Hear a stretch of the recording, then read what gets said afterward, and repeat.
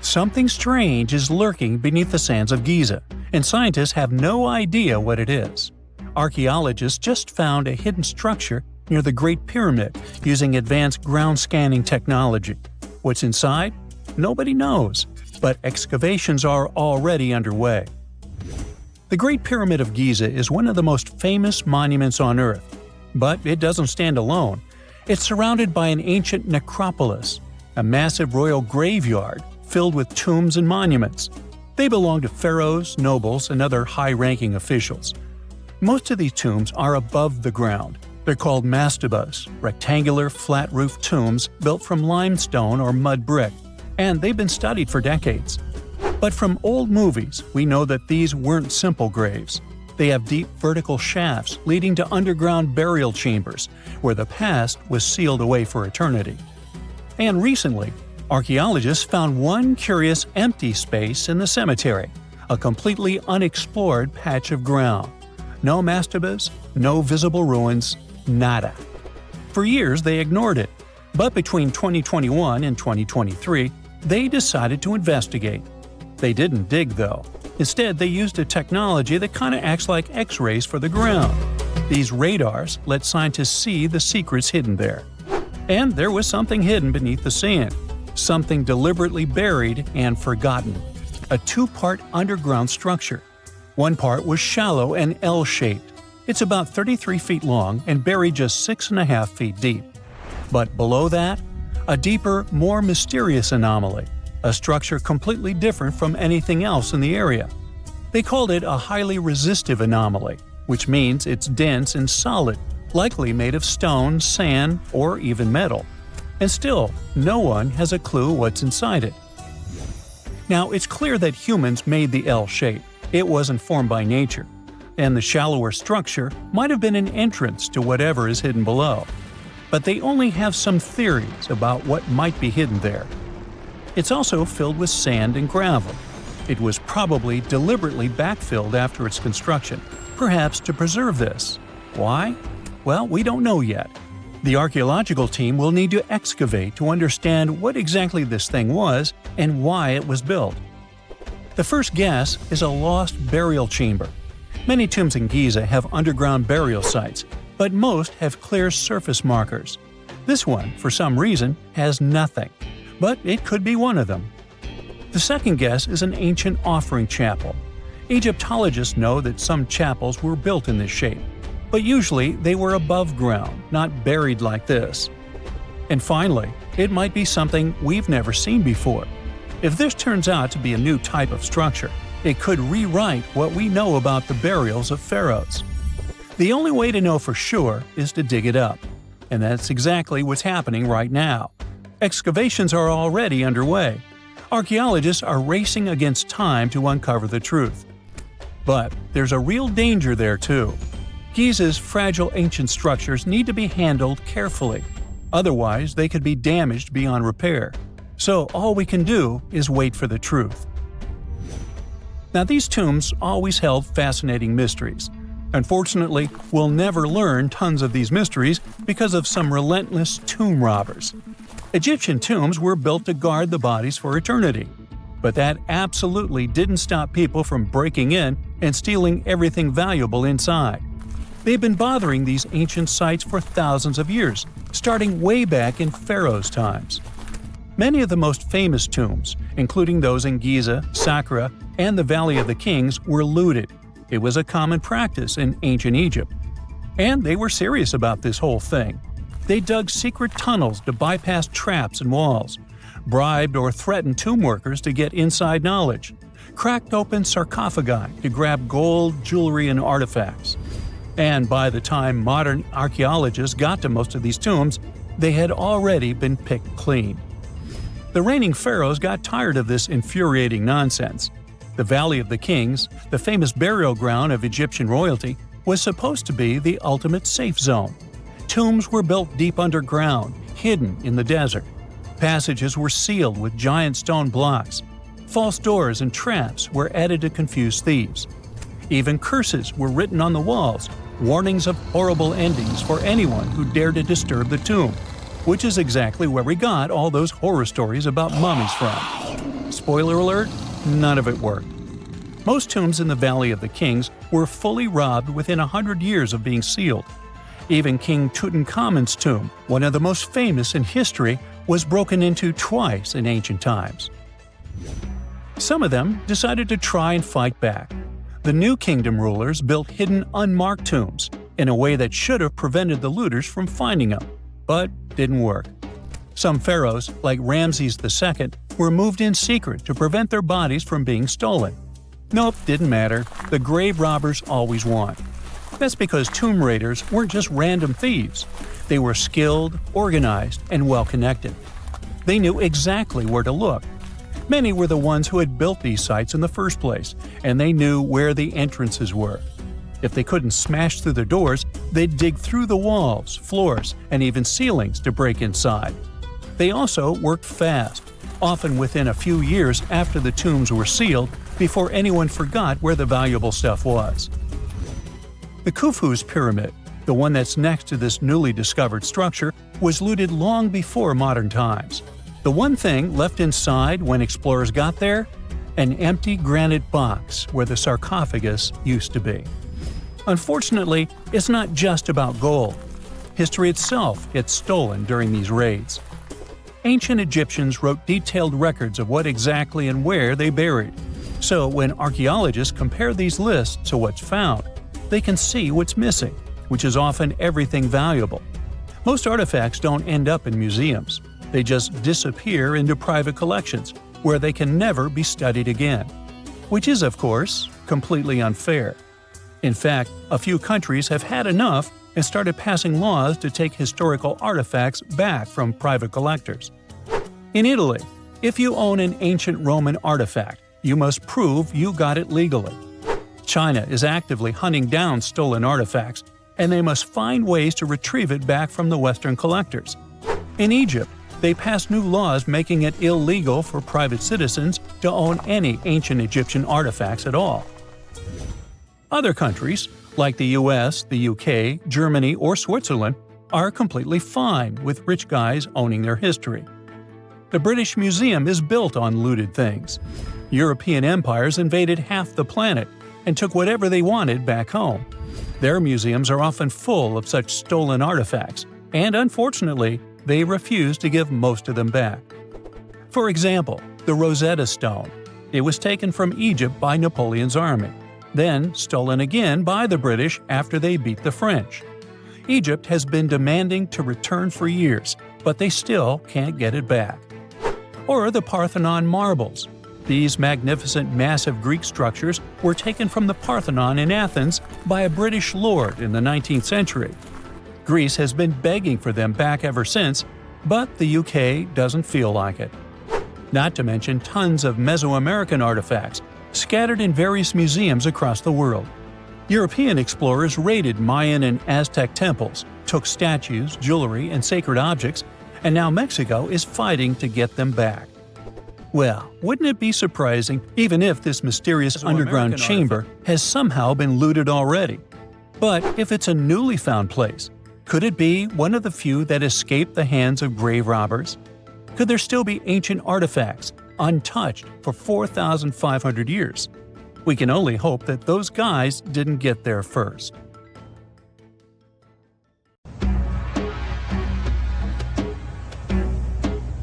This is not a dune set. This is a very real desert in Niger.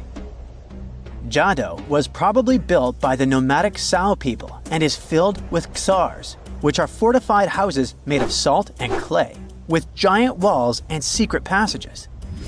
Located deep in the desert, it was once a vital stop for trans-Saharan caravans, but is now a hotspot for smugglers and bandits. The site has been off-limits since 2002 due to its dangers. The origin of the ksars remain a mystery. No archaeological studies have been conducted, leaving many questions unanswered. Even today, shifting sands reveal and conceal parts of these ancient ruins, fueling local speculation about what might still be hidden beneath the desert.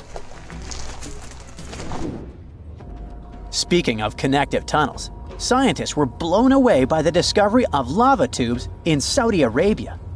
These underground passages form when molten lava cools down. Researchers believe that ancient nomadic groups may have utilized these tunnels to survive the super harsh desert climates. While excavating the tunnels, archaeologists uncovered artifacts, rock art, and skeletal remains. The art and animal bones show that the people who used the tunnels were probably sheep and goat herders. They're still piecing together whether these groups lived in the tunnels for extended periods or just used them as temporary shelters. The Great Pyramid of Giza has been standing for thousands of years, but it's still hiding secrets. Using special scanning technology, scientists found two hidden structures under an ancient burial ground. The first is a shallow L-shaped structure, and below it is a much larger space that could be a final resting place or a chamber. The smaller structure was filled with sand on purpose, while the deeper one might be an empty chamber. Experts believe the two are connected, possibly as an entrance leading to a secret chamber. This is big news because it might give us some more insight into who built the pyramids and why. The world is full of ancient writing, but some messages refuse to give up their secrets, like the mystery of the Bashplemi tablet. This unusual stone, pulled from a lake in Georgia, is covered in symbols no one can read. Even with modern technology, experts are completely stumped. The tablet is about the size of a book, with 60 symbols carefully carved into its surface, but 39 of them don't match any known language. Some resemble scripts from ancient civilizations in the Middle East, India, and Egypt, but none are an exact match. To make things even trickier, part of the tablet is broken off, meaning a piece of the puzzle is missing forever. To rule out a hoax, scientists studied the tablet closely. They confirmed it's made of vesicular basalt, an extremely tough local rock. Whoever carved these symbols must have been really skilled. Based on similar archaeological finds, experts believe the tablet could date back thousands of years, possibly to the late Bronze or early Iron Age. Some symbols repeat, which could mean they're numbers. Maybe it's an inventory list, a record of battles, or even an offering to the deities. Until someone cracks the code, the Bashplemi tablet remains an unsolved mystery from the depths of history. Experts are still stumped with what this Minoan disk might mean. The Phaistos disk is one of the most mysterious finds from the Minoan civilization. This 6-inch clay object, discovered in 1908, has strange spiral markings that no one has fully decoded yet. The disk has 241 symbols on both sides, showing everything from people and animals to tools and plants. Experts have come up with many theories about what the symbols mean. Some think it's an early form of Greek. Others suggest it's a prayer or a hymn. And some even believe it could be a letter from a king in Anatolia to a Greek ruler. Let's see who will be the first to figure this out. It's always a fun day at an archaeologist's office when they find something as big as a 2,000-year-old marble head. A French archaeologist mission went digging inside an old medieval house near Alexandria in Egypt and found a statue's head depicting an old, possibly ill man. This statue dates from the last Egyptian dynasty before it became part of the Roman Empire, and the site where it was found is associated with the likes of Cleopatra and Mark Antony.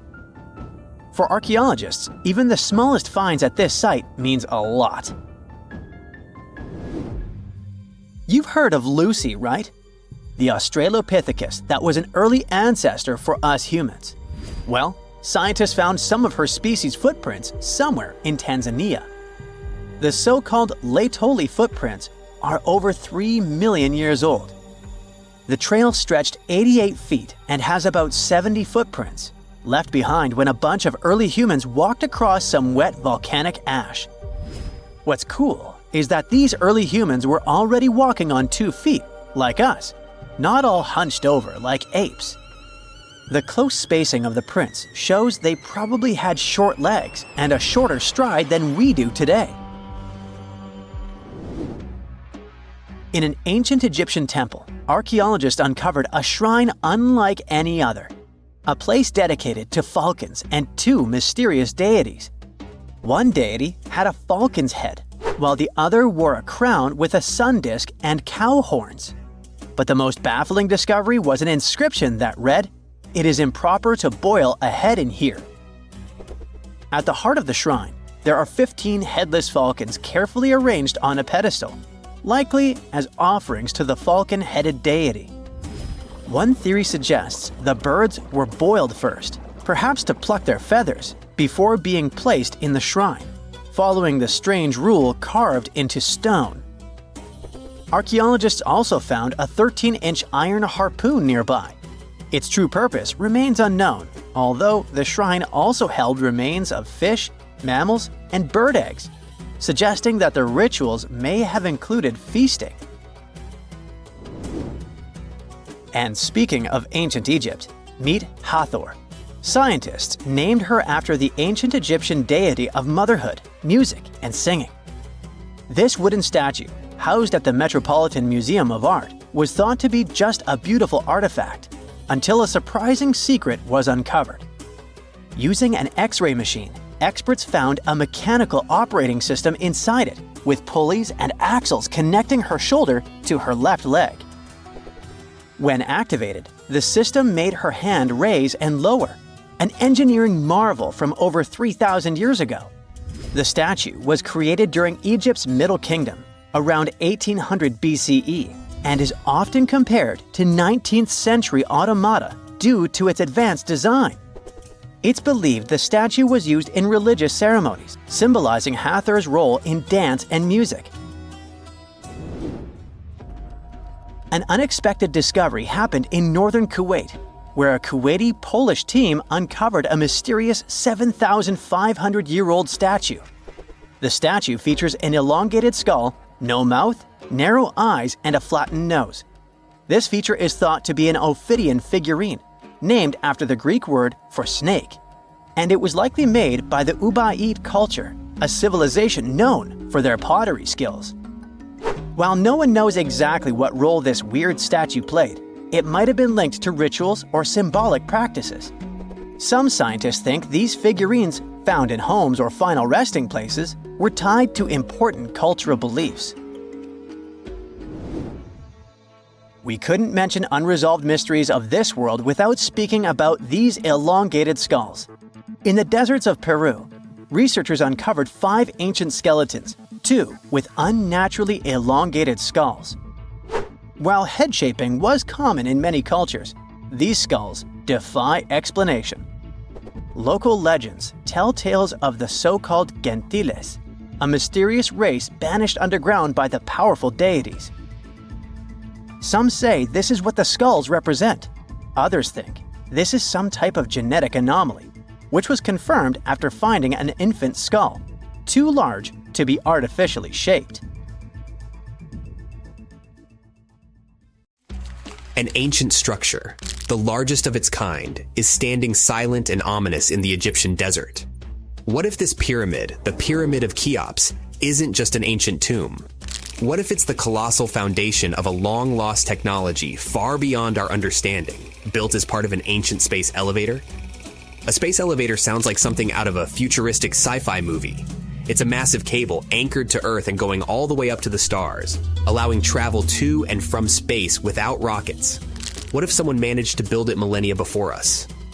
Let's start with the pyramid itself. The Pyramid of Cheops isn't just any pyramid. It's the heaviest and most precise of all the pyramids on our planet. Historians believe it's around 4,500 years old. But there's an opinion that it might be much, much older. Some claim that there's evidence supporting this theory, but it has been dismissed by Egyptologists, probably because it doesn't fit the established story, or because the implications are too world-shaking.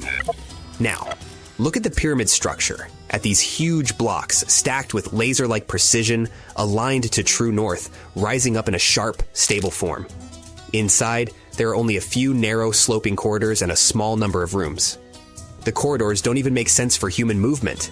They're narrow, angular, probably designed to accommodate something else, something functional. The passages themselves look more like maintenance tunnels than ceremonial spaces. They don't even run horizontally, slanting inward and downward as if carrying some hidden purpose. There are also diagonal channels running from the edges toward the center, their purpose unknown. Lubrication channels or pressure tunnels. And then there's the main room, situated close to the pyramid's heart, but not right in the center. Why?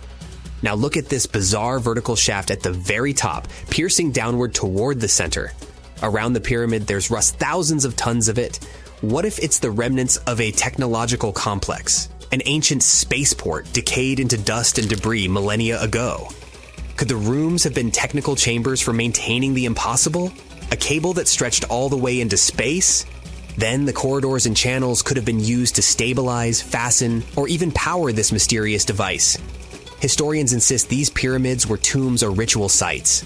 At the same time, when archaeologists can't explain an ancient structure, they often default to religious use. The truth may be far more practical and shocking. The pyramid could have served as the base of an immense, stabilizing structure designed to extend a cable toward space. An ancient civilization could have built it to efficiently transport massive loads into orbit. A space elevator would have been efficient and economical and could have supported an advanced society's need for regular, dependable access to the sky. The pyramid's mass is beyond belief, and it might not be an accident. To anchor something like a space elevator, a structure would need to resist the pull of a cable stretching thousands of miles into orbit. It would need to balance centrifugal force with monumental gravity, and this colossal stone pyramid could have been that counterweight. And the pyramid's inner rooms, corridors, and channels might have served specific technical purposes. Next to the Pyramid of Cheops, there's the slightly smaller Pyramid of Khafra. It has similar diagonal corridors, similar central rooms, and the same purposeful alignment. Could it have been a version 1 space elevator? A prototype of the technology used in Cheops? Like old runways left abandoned at an airport, Khafra could be the first draft of something far grander. You might ask, why would anyone need such a colossal structure in the ancient past? Well, because the further you advance, the more you seek efficiency. A space elevator is the ultimate economical solution for transporting huge amounts of cargo to and from orbit. It's the dream of modern engineers, and maybe it was the achievement of an ancient society. We barely know who lived on Earth 10,000 years ago, let alone what technology they might have wielded. What if there was once a civilization advanced enough to build such an elevator? They may not have been human altogether. Maybe they were visitors. Perhaps they were Earth-based. We might never find the answers to this mystery. Whenever you hear about ancient ruins, you almost never picture them being suspended somewhere, or just randomly hanging on the branch of a tree, right? In fact, for most of the ancient artifacts we have exposed in museums all over the world, archaeologists did quite an impressive amount of digging. You see, buildings have this funny way of fading away over time if not properly taken care of. Sometimes we need to reuse some building materials, so an older construction may be sacrificed in the process. Other times houses are abandoned, and once they are exposed to the elements on the surface, like rain or sunlight, they don't really stand a chance. Some just simply crumble away due to good old erosion. So the only way a piece of architecture can survive the test of time is if it's somehow gotten buried deep down. Now, how did they end up buried in the first place? Well, it's quite the comedy of errors. Ancient cities had a habit of gradually raising their ground level like a kid adding toppings to their ice cream sundae. You see, these settlements were always busy collecting food and building materials to keep up with their ever-growing population. But hey, who has time to deal with waste and rubbish? It wasn't exactly high on their to-do list back in the day. So when it came to building new houses, ancient civilizations found it much easier to save their sweat and tears by piling up the rubble and constructing right on top. But that's not all. Rivers would also occasionally flood and deposit a layer of sediment on the city floors, further encapsulating those ancient constructions. And in those dry regions like the desert, where the wind likes to show off its sand and dust dance moves, you can bet it was a constant struggle to keep the establishments clean. One hilarious example is the Sphinx, which had its head buried in sand until a group of archaeologists unearthed it in 1817. Some ancient towns eventually got covered up because they were completely abandoned. With less human activity to control their expansion, plant seeds couldn't resist the opportunity and sprouted all over the place. They gobbled up carbon dioxide from the air and grew, adding more and more bulk to the ground. Those cheeky roots even decided to stabilize the soil made from decaying plant matter, creating layers upon layers of earthy goodness. It's like the ultimate DIY project Mother Nature embarked on, with plants as her loyal helpers. The act of digging into the secrets of ancient civilizations is not just about unearthing a lost world.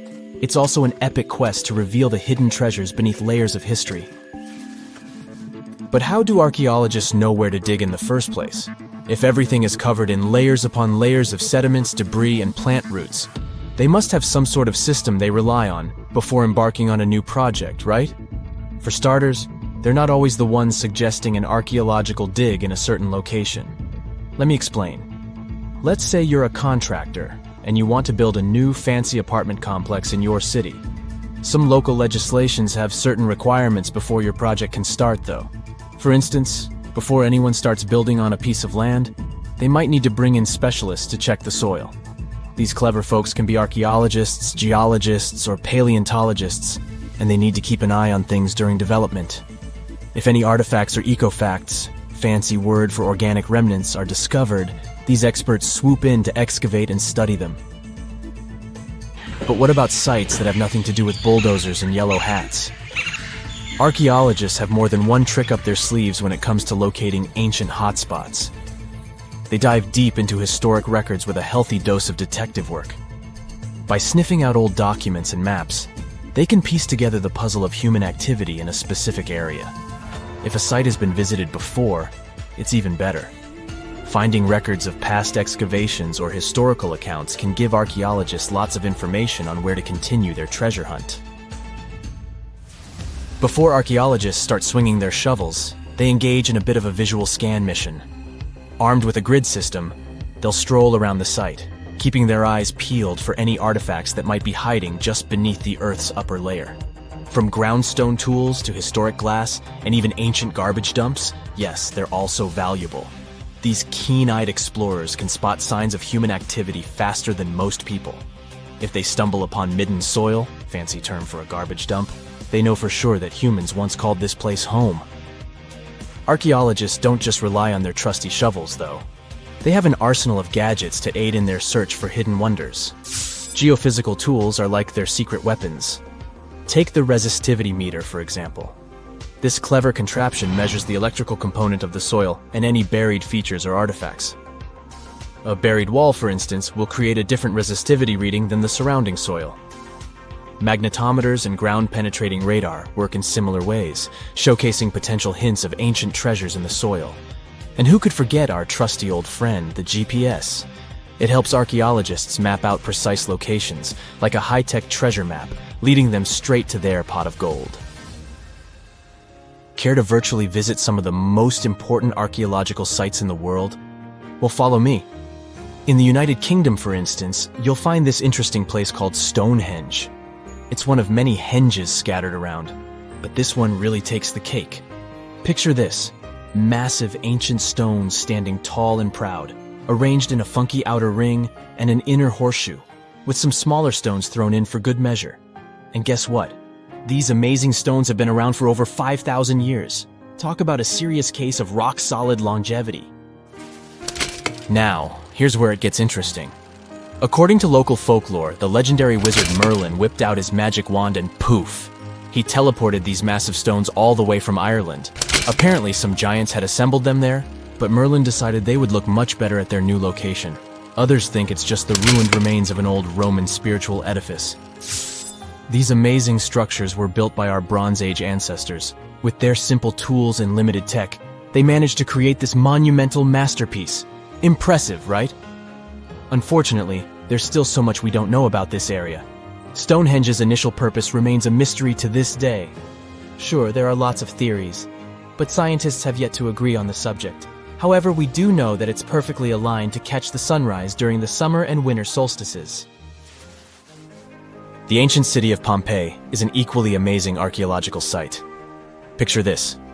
Mount Vesuvius, a notorious troublemaker, decided to throw a volcanic tantrum and completely covered this ancient Roman city.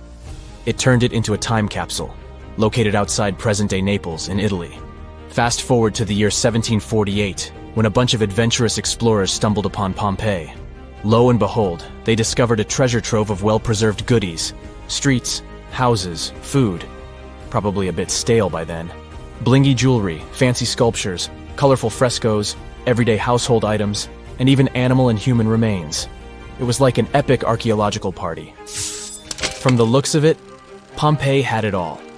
Fancy houses and villas, a massive 20,000-seat arena, cute little artisan shops, hangouts like taverns. And let's not forget the saucy spots like those luxurious bathhouses for some intense pampering. There's also the sanctuary of Apollo, where people used to gather for their daily dose of worship. And of course, the bustling heart of the city, the Forum of Pompeii, where all the cool people used to hang out. And guess what? Pompeii is so cool that it made it to UNESCO's World Heritage List back in 1997. That's like the ultimate Hall of Fame for historical awesomeness. It also includes many other famous buildings and sites, like the Taj Mahal in India and the Acropolis of Athens in Greece. During the early 1920s, the world was mesmerized by King Tut. A British archaeologist, Howard Carter, discovered the young pharaoh's tomb in Egypt's Valley of the Kings, 1922. But the public wasn't only interested in gold and jewelry. The press wrote about the curse of the pharaohs, but was it true? Was an ancient curse really the reason everyone entering the pyramids lost their lives? At the time, this was the only explanation for a series of unexplained passings. The man present at the opening of King Tut's burial chamber, George Herbert V, Earl of Carnarvon, lived only 5 more months after the discovery. He had also sponsored the dig. In comes Sir Arthur Conan Doyle. You probably know of him, the English writer behind Sherlock Holmes. He claimed that an evil elemental caused the explorer's demise. He must have been joking, right? Unfortunately, no. The newspapers continued to blame the pharaoh's curse after every Egyptologist left this world. These are the scientists who study the ancient cultures of Egypt. The archaeologist who opened King Tutankhamun's tomb passed away full 17 years after the discovery. The reason for it wasn't a secret: Hodgkin's disease. Yet again, journalists around the world wrote of a curse. This was getting ridiculous. But science must have had a rational explanation, right? Well, it did. And that explanation was common mold. Harmful fungi, Aspergillus, can survive for ages in sealed tombs. When humans inhale them, there's a high risk of infection in people who have a weakened immune system. Today, doctors believe this is what happened to the unfortunate explorer more than a century ago. Scientists now know that this type of fungi grows especially well on grain. And King Tut's tomb was full of offerings in the form of baskets full of raw grain and bread. Researchers discovered other varieties of fungi on ancient Egyptian mummies. These molds can easily cause some nasty consequences for humans. The danger of rotting organic material is real. Just look inside your fridge. Any food leftovers you have there start to go off after just 3 to 4 days. You can imagine what happens to food in a sealed chamber after thousands of years. Food is just one kind of organic material. There is also wood. If you expose it to water or even moisture in the air, it starts to deteriorate. You don't have to travel to Egypt to see the effects of this process. Any abandoned building in your neighborhood can serve as an example.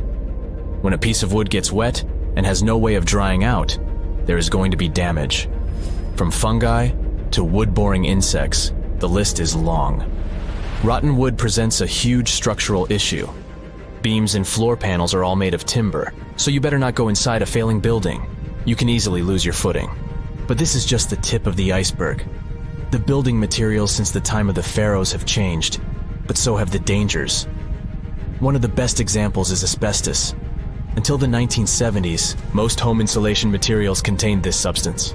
It was in everything, from boilers to soundproofing.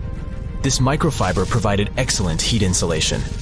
But then, the United States banned asbestos in 1989. The UK did the same a decade later. The reason for it is that asbestos becomes a health hazard when it gets damaged. When humans inhale asbestos fibers, they can get seriously sick. Abandoned structures are full of this material, and there is no one to maintain them. You see the danger now. Another material is also common in old buildings: lead. Ancient Romans used lead piping to channel spring water into their homes. They also cooked in lead vessels, which was probably not the wisest of choices. You see, lead and water don't go well together because of something called corrosion. But this problem isn't ancient. US officials banned lead piping only in 1986. That means that 7% of American households still have lead service lines. And this is not the only source of poisoning. Until the mid-1960s, builders used lead paint to coat woodwork. In abandoned buildings, this lead coating snapped a long time ago. Anyone who touches doors and windows will disturb this lead dust and inhale it. The dust particles are at least visible to an unaided eye. This is not the case for carbon monoxide. This gas has no color, so you can't see it. It has no odor, so you can't smell it. No way to detect a carbon monoxide leak at all. And how does this dangerous gas usually escape? Poor maintenance. Well, abandoned buildings have zero maintenance. 1 second, you could be exploring an old factory, and the next you could feel dizzy with and have a terrible headache.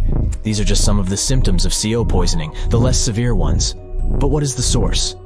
All it takes is for an old boiler to finally give way after years of neglect. We've reached an important question. What is the main factor in air quality inside a room? If you are thinking the level of oxygen, try again. It turns out that oxygen levels drop by only 0.3% in 8 hours inside an airtight room. This is a room in which doors and windows are sealed with tape, so the decrease is even smaller in normal conditions. Oxygen isn't the main problem. The levels of carbon dioxide rise sharply inside a sealed room. This is the direct result of human breathing. We inhale oxygen and exhale CO2. Think of it as a waste gas. Normally it's only a tiny portion of the air we breathe, 0.04%. But in a sealed room, high levels of carbon dioxide will make you feel drowsy. And that's the last thing you need when inside a dilapidated building. Carbon dioxide will decrease your ability to think clearly.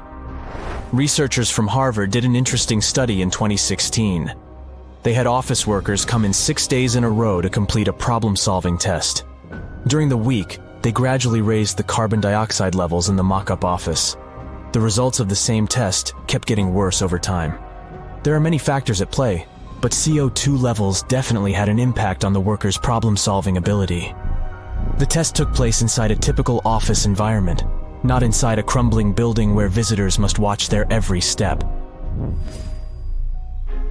When I say visitors, I really mean trespassers, and trespassing is a criminal offense in the United States. This goes both for private and public property. If you defy the law, you can be fined up to $5,000 or even face lockup time. That should make you think twice before jumping over a fence with a no trespassing sign. But again, you might not be the only one inside. You can never know who else is in the building. Perhaps a person up to no good? It doesn't have to be a person at all. Animals can pose a threat as well. You would be startled if you saw a rat, for example. But the poor animal would be scared as well. It might bite you. The list of diseases rats carry is pretty long. But rodents' teeth can cause other forms of damage. They grow constantly, so the animal has to constantly nibble on something to stop them from overgrowing. If you ever felt peckish at 1 a.m., you know the feeling. Electric cables are high on the rodents' menu. Abandoned buildings have plenty of those. Old wiring is dangerous on its own. Structures erected before 1984 often used wires made out of aluminum. Today, copper is the standard because an aluminum wire is 55 times more likely to catch on fire than a copper one. Flipping a switch in a rundown building can cost you your life. Be on alert for telltale signs that something is wrong. Lights that flicker, sparks from sockets, and the smell of smoke. And yeah, don't count on an earth cable to protect you from electrocution. Ground cables became standard only in the 1960s. One of the greatest mysteries in human history is probably the origins of the Great Pyramid of Giza. This massive, awe-inspiring structure has been puzzling pretty much everyone for thousands of years. How did ancient engineers, without modern tools or machines, manage to pull off something so jaw-droppingly monumental? Could it be that they had a bit of extraterrestrial help? We'll dwell on this theory a bit later, but first, how about one of the more tradiatonal explanations? It claims that ancient workers could have built massive ramps to haul giant stones up to the pyramid's higher levels. It sounds reasonable until you find out that there's barely any archaeological evidence for these ramps. Sure, smaller ramps might have been used, but huge, miles-long ramps? Not likely. And even if they had existed, they would have been an enormous feat in themselves, since the builders would have needed almost as much material for the ramp as for the pyramid itself. This is where things get interesting. Since the ramp theory doesn't fully hold up, we're left with an even bigger mystery. How did the Egyptians move millions of multi-ton stones with such precision? Well, some people point to extraterrestrial visitors. The idea that aliens might have been behind the construction of the pyramids has existed for decades. According to this theory, the pyramids were just too advanced for humans to have built on their own. The precision of the architecture, the sheer scale of the project, and the mysterious mathematical principles at play have made many people believe that some outside force must have lent a hand. One of the biggest arguments the supporters of this theory have is that building something as perfect as the Great Pyramid would have required a bird's eye view. And who could have had that view? Certainly not humans, but maybe a spaceship. Aliens could have hovered above, guiding the construction. If you thought things couldn't get any more mysterious, let's talk about the golden ratio. A mathematical principle you can meet everywhere in nature, from seashells to galaxies. And the Great Pyramid's proportions seem to align almost perfectly with the golden ratio. Alien theorists point to this as evidence that the Egyptians couldn't have pulled this off without some extraterrestrial help. Some people even went so far as to claim that alien remains had been found inside the Great Pyramid. But before you get too excited, keep in mind that there's no solid evidence to back this up. And still, let's take a closer look inside the Great Pyramid. If the exterior is impressive, the interior is downright mind-blowing. It's a labyrinth of tunnels, shafts, and chambers so complex that it's no wonder people have speculated about alien involvement. How could ancient humans have designed something so intricate and mysterious? Some believers say this is further proof that the pyramids were more than just tombs. They were either built or influenced by some kind of divine or extraterrestrial intelligence. And now, let's get into one of the wildest ideas. What if the pyramids were built to align with the stars or even act as part of an ancient space elevator? Some theorists suggest that the pyramids were aligned with certain constellations and served as landing sites for alien spacecraft. Come to think about it, the site indeed sounds like a cosmic airport. All those sharp angles, the perfect geometry, the precise alignment with the stars. Others go even further, proposing that the pyramids were part of a long-lost spacefaring technology. They could have been used to harness energy from stars or served as gateways between worlds. So, are the pyramids really ancient alien landing sites? Were they part of a cosmic energy grid? So far, there's no scientific proof to support these ideas. The Great Pyramid, with all its secrets and unanswered questions, continues to captivate everyone's attention. It's a reminder that there are still things in this world, and maybe beyond it, that we just don't fully understand. There are mysterious plasma bubbles floating around the pyramids of Giza. As bizarre as that might sound, let's get one thing clear right off the bat. There's nothing extraterrestrial going on here. Plasma bubbles are those weather anomalies that form in a layer of Earth's atmosphere called the ionosphere. This is an invisible layer surrounding our planet that stretches roughly from 50 to 400 miles above Earth's surface, right at the edge of space. In this layer, the sun, being the giant hot power that it is, basically cooks gases, splitting them into electrically charged particles called plasma. Here's where it gets interesting. At night, especially near the equator, these charged particles get disturbed, and when a bunch of them suddenly vanish at the same time, it forms what we call a plasma bubble. Imagine it like a big empty pocket where the plasma is missing or its quantity is lowered. But it's only considered a plasma bubble if this phenomenon occurs on a large scale, typically around 62 miles in size. If you're already packing your suitcase for Egypt and have put binoculars to look at the tips of the pyramids, I'm sorry to say that we can't see these plasma bubbles with the unaided eye. It's all happening way above our heads, completely invisible to us. Scientists need to use special equipment, like the Latitude Long-Range Ionosphere Radar, or LARID, to detect these bubbles. This advanced technology helps researchers track and observe the movement and formation of plasma bubbles in real time. This formation, by the way, can be triggered by solar storms. That brings us to November 2023, when an impressive solar storm occurred. On a scale from 1 to 5, this one was classified as a G3, which is considered a strong event. Solar storms occur when sunspots are basically cooler, darker areas on the sun's surface, release bursts of energy into space. These flares triggered several geomagnetic storms on Earth. While this might sound like doomsday stuff, it didn't disrupt our daily lives too much. In fact, it was great news for skywatchers, since the solar storm created stunning auroras, with the northern lights visible as far south as Greece and Turkey. But this particular storm in 2023 also had another interesting consequence. It caused the largest plasma bubble ever recorded by the Chinese radar. This phenomenon was so massive that it covered regions as far apart as the Egyptian pyramids and the Midway Islands in the Pacific Ocean. Now that's a huge distance, and it is a big deal for science.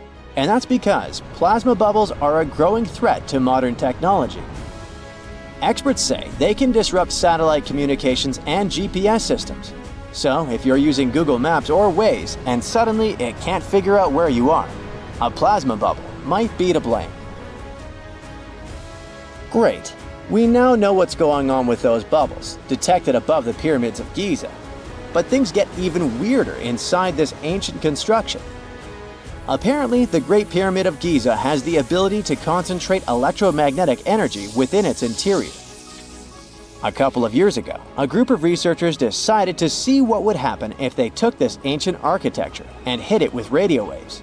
I mean, waves that are similar to the kind your phone uses, but on a much larger scale, up to 1,900 feet long.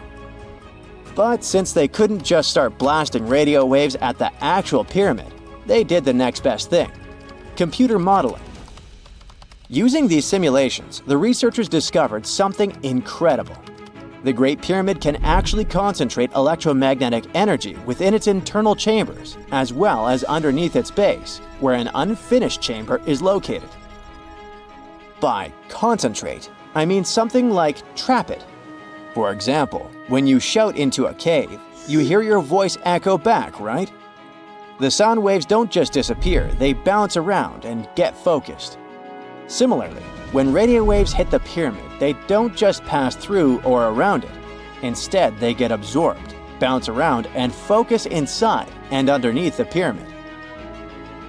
Our list of mysterious phenomena surrounding the Egyptian pyramids doesn't end there. Inside the pyramid, there's a long, narrow passage that leads to what's known as the King's Chamber.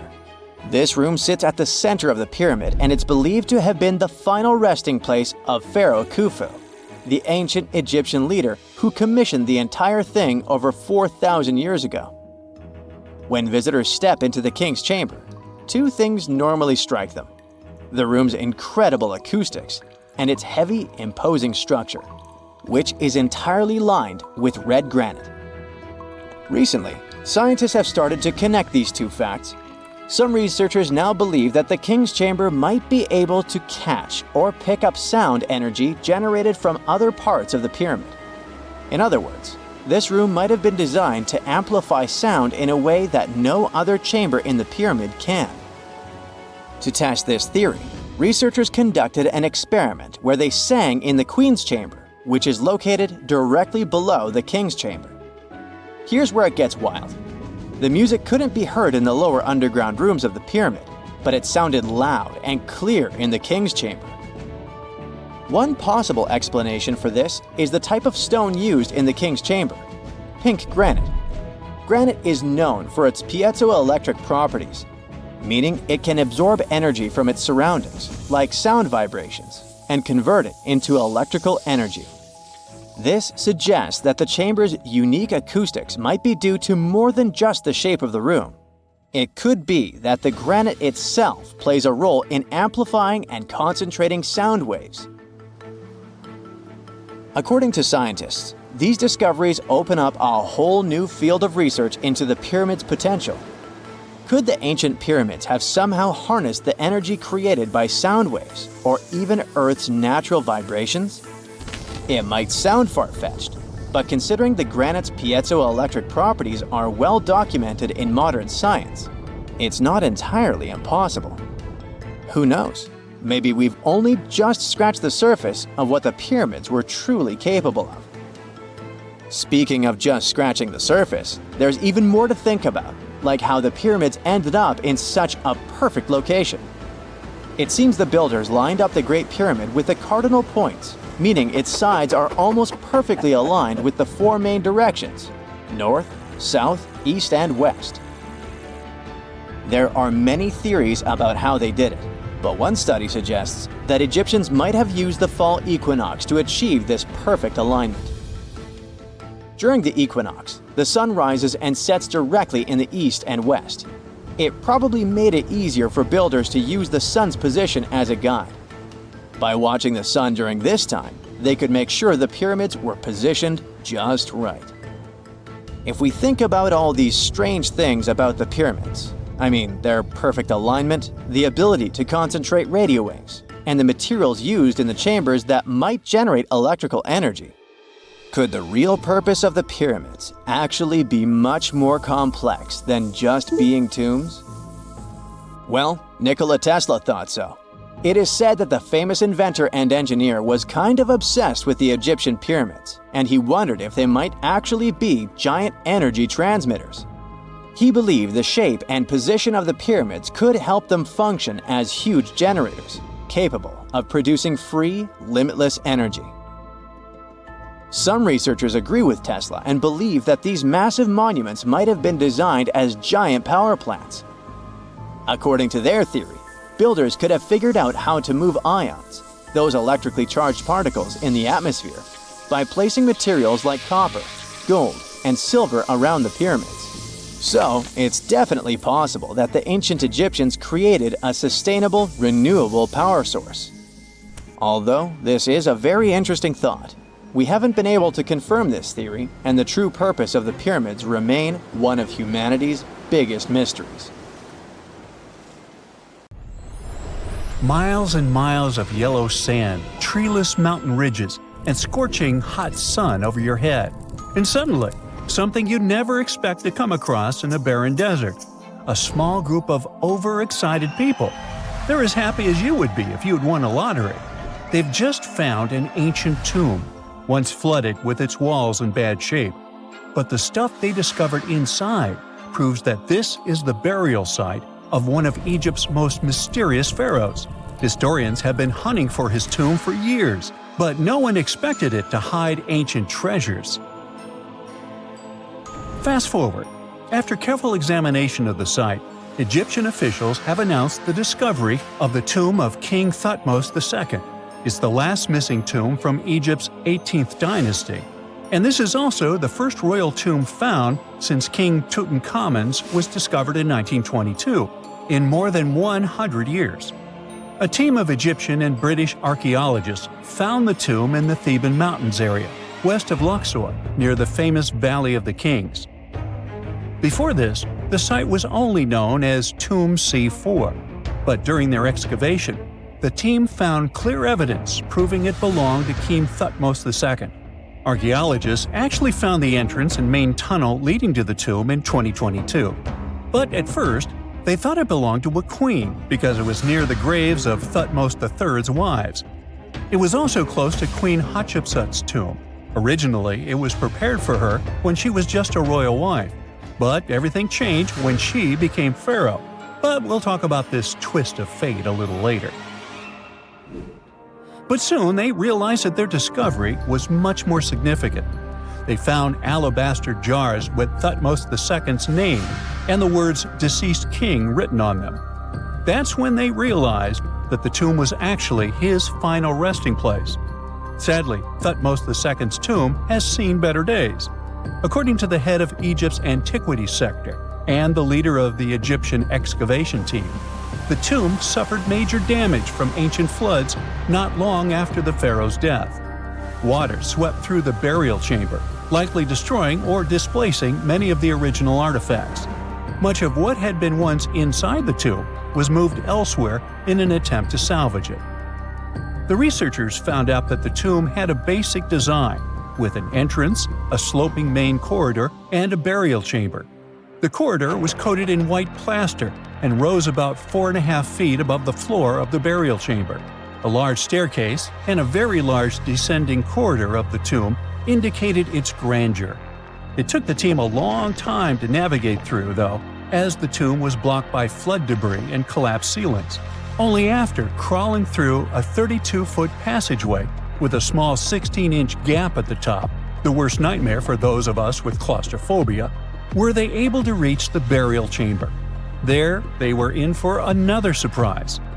They cleared the debris, expecting to find the crushed remains of a burial beneath. But the tomb turned out to be completely empty, and it was not due to robbery. It had been deliberately emptied. The researchers soon realized that the tomb had been flooded since it had been built underneath a waterfall. It happened just a few years after the king's burial, so the contents of the tomb were moved to another location. That's why there was a second corridor in the tomb. It was most likely made to help remove King Thutmose II's body from his flooded tomb. Despite the damage, the excavation team made some really exciting discoveries. They found traces of mortar decorated with blue inscriptions, yellow stars, and fragments from the Book of Amduat, one of the most significant funerary texts in ancient Egypt. The book was meant to guide the deceased through the underworld, ensuring a safe journey to the afterlife. Now, how about we sneak a peek at ancient Egypt's 18th dynasty? It was all about conquering lands, expanding the empire, and building jaw-dropping monuments. Some of the biggest names from that era, Thutmose I and Thutmose III, both legendary warrior kings who left their mark in history. Thutmose I was a fierce fighter who led major military campaigns, pushing Egypt's border further south than ever before, all the way to the fourth cataract of the Nile. His victories gave Egypt access to new trade routes, stronger political ties, and more wealth. His conquests were so significant that they were recorded in the tombs of his top officials. Thutmose III, sometimes called Thutmose the Great, took things even further. He was not only an incredible military strategist, but also the commander of Pharaoh Hatshepsut's armies before becoming king himself. He led between 17 and 20 military campaigns, winning every single one and expanding Egypt's empire to its peak. He even created the world's first navy. Thutmose III is often remembered as Egypt's greatest warrior pharaoh. And sandwiched between these two powerhouses was Thutmose II, a pharaoh who doesn't get nearly as much attention. Hey, the middle child, right? His reign lasted only about 5 years before he passed away at around age 30 in 1479 BCE. He is kind of a mystery. No one really knows what he accomplished. For the longest time, even the location of his burial site was totally unknown. His body was actually found in the 19th century. It was just lying around in the mortuary temple of Deir el-Bahari, in a secret chamber where priests used to hide royal mummies centuries after their original tombs were looted by grave robbers. In other words, Thutmose II's body must have been moved from his original resting place at some point in history to protect it. During his lifetime, Thutmose II made at least one major impact on Egyptian history. He married his half-sister Hatshepsut. That might not sound like a big deal, but it helped her become Egypt's greatest female pharaoh after he passed. The catch? She kept her stepson, Thutmose III, off the throne for decades. When he finally took power, he erased her name from history out of spite. And still, Hatshepsut is one of Egypt's greatest pharaohs, no matter if you're talking about a man or a woman. She brought a lot of wealth and art to Egypt. She led a big trading trip to a place called Punt, where she brought back things like gold, ebony, and incense. She also made sure her name lasted by building amazing structures that we can still see today. At Karnak, She added huge obelisks. One of them is still standing tall. She also was the one to build the Temple of Dir al-Bahre with its countless columns. She was buried there. Interestingly, Hatshepsut was often shown in art as a man with muscles and a beard, like how pharaohs were usually depicted. But she made sure there was always something in the artwork that reminded people she was a woman, like calling herself Daughter of Re or His Majesty herself. When she passed away in 1458 BCE, Egypt wouldn't have a female ruler as powerful as her until Cleopatra, about 1400 years later. According to Egypt's Supreme Council of Antiquities Secretary General, isn't that a mouthful? Hatshepsut's name actually appears in Thutmose II's tomb, meaning she might have even handled his burial. As for their final resting places, well, Hatshepsut was buried in the Valley of the Kings, and Thutmose II's mummy is now in the National Museum of Egyptian Civilization, alongside other ancient Egyptian rulers. It gives visitors a rare chance to see the remains of a nearly forgotten pharaoh. Now, experts consider the discovery of his tomb to be one of the most significant in recent years. The artifacts found there add important details to our understanding of the history of the region and Thutmose II's rule. And even though the tomb's design is fairly simple and follows the same architectural style preferred by later Egyptian rulers, its historical importance is undeniable. In any case, the mission isn't over yet. Archaeologists are now focusing on solving another mystery. Where did the rest of the tomb's contents end up? The team is determined to continue their search. Who knows what other secrets they will uncover that have remained hidden beneath the sands for thousands of years. It's nighttime, and you're about to walk inside Pharaoh Tutankhamun's final resting place. You know, King Tut. You don't have a torch, but at least you came with a flashlight. You walk down several flights of stairs and observe how the walls are carved in hieroglyphics and what looks like a spell. Those who take anything from this place will be doomed for life, the spell says. Even if you don't really believe it, this scares you a little bit. You find a huge stone door. Is it a trap? You manage to open it, but oh no, it's only an empty chamber. You check your map. It seems like you're heading in the right direction. After what feels like hours, you realize you must be trapped inside a labyrinth. You try to retrace your steps, but you can't find the door where you came in from anymore. That's it, you think to yourself. You've fallen for the Pharaoh's trap. What's worse, you didn't bring a lunch. Okay, so we've all seen Hollywood movies where the main character is exploring ancient ruins and faces some seriously dangerous traps, right? We've been told Egyptian royalty protected their final resting places with venomous scorpions and snakes, sliding doors that will trap you for life, and giant rolling boulders that will crush anyone on their paths. The thing is, were these traps truly real? Well, I regret to be the one to break it to you, but this is all fiction. These elaborate traps were too technologically advanced for ancient civilizations to pull off. That is not to say, however, that there weren't any traps at all. Ancient civilizations, like the Egyptians and the Mayans, are known for their practice of building entire monuments dedicated to the ones who had passed away. These structures would often reflect the position of person occupied in society. So, for the really important people, the VIPs of their times, massive monuments were built to host their bodies long after they were gone. Some of these civilizations believed that a person's life would continue on the other side of the veil. For that reason, a person would be buried together with the belongings of their current life. If they had a lot of money and power and stuff, that meant their resting places would be filled with riches and gold. Now imagine if you lived in ancient Egypt and you knew exactly where all the pharaohs' tombs were located and had heard rumors of the amount of wealth kept in these places. Maybe you would be tempted to go check it out, right? We're talking about large rooms filled from floor to ceiling with golden artifacts, jewels, and even money. I mean, it does sound tempting. And since there weren't any security guards protecting the entrance of these places, Egyptians needed to get creative as to how they would protect these riches. These old civilizations found some traps to be useful. A recurring one was building empty rooms inside the monument to confuse a burglar. Now, let's take a look at Amenhotep III's final resting place as an example. It was built in the city of Luxor, in a spot also known as the Western Valley of the Kings. Two French engineers originally discovered the monument between 1905 and 1914 CE.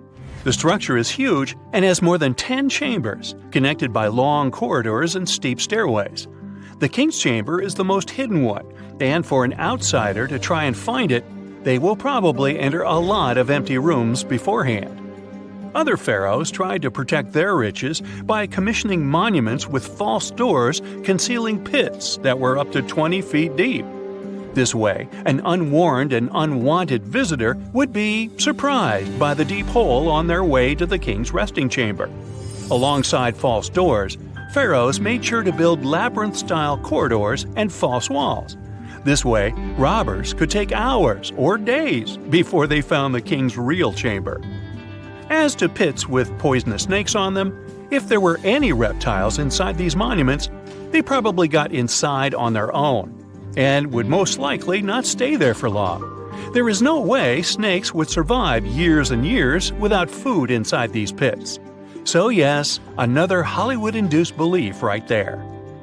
If these traps seem boring to you, archaeologists did find an interesting deterrent in the final resting place of the Red Queen of Palenque in Mexico. Palenque was one of the most powerful Mayan cities in pre-Columbian Mexico, and the Red Queen was believed to be the grandmother of the last Mayan king, undoubtedly a person of immense importance to the empire. In her honor, a huge monument was built to keep her body after her passing. The discovery of the tomb itself was already thrilling. Archaeologists found an ancient monument when digging at the site back in 1994. The first thing they found was a room with a hidden door. Once they opened the door, they discovered a long corridor. Finally, at the end of this corridor was the Queen's chamber. The team of archaeologists was beyond excited to unearth this chamber with the mummy of the Queen herself still inside it. They found her to be accompanied by her pearls, jade shells, and expensive rocks. But as the team explored the remains, they saw something rather strange. The room was filled with a red-colored powder. Researchers knew that the color red was important to the Mayan people, and that much of their clothing and buildings were decorated with this color. But they didn't understand why the queen was buried with this unknown red substance. After they took a sample back with them for further analysis, they discovered that the red powder was cinnabar, a very dangerous mineral. This powder, when inhaled, can cause, shall we say, severe health damage to a person. The team concluded that this could only be a trap for anyone trying to steal her riches. Okay, so dangerous powders might have worked as the most intense traps we've seen until now. But perhaps the cheapest way to keep out unwanted visitors was to advertise spells written out all over the monument. We'd probably laugh at these today, but back in the day, they were more or less effective. Spells usually said that the person who took anything from that place would meet a tragic fate. Some spells said that robbers would lose their houses in big fires or terrible floods. Other spells said burglars would have incurable and undiagnosed health issues, but they weren't really enough to stop people from taking any gold. There are some stories surrounding how these spells might have been real. One of them is from the famous British Egyptologist Howard Carter, the one responsible for unearthing Pharaoh Tutankhamun's resting place in the 1920s.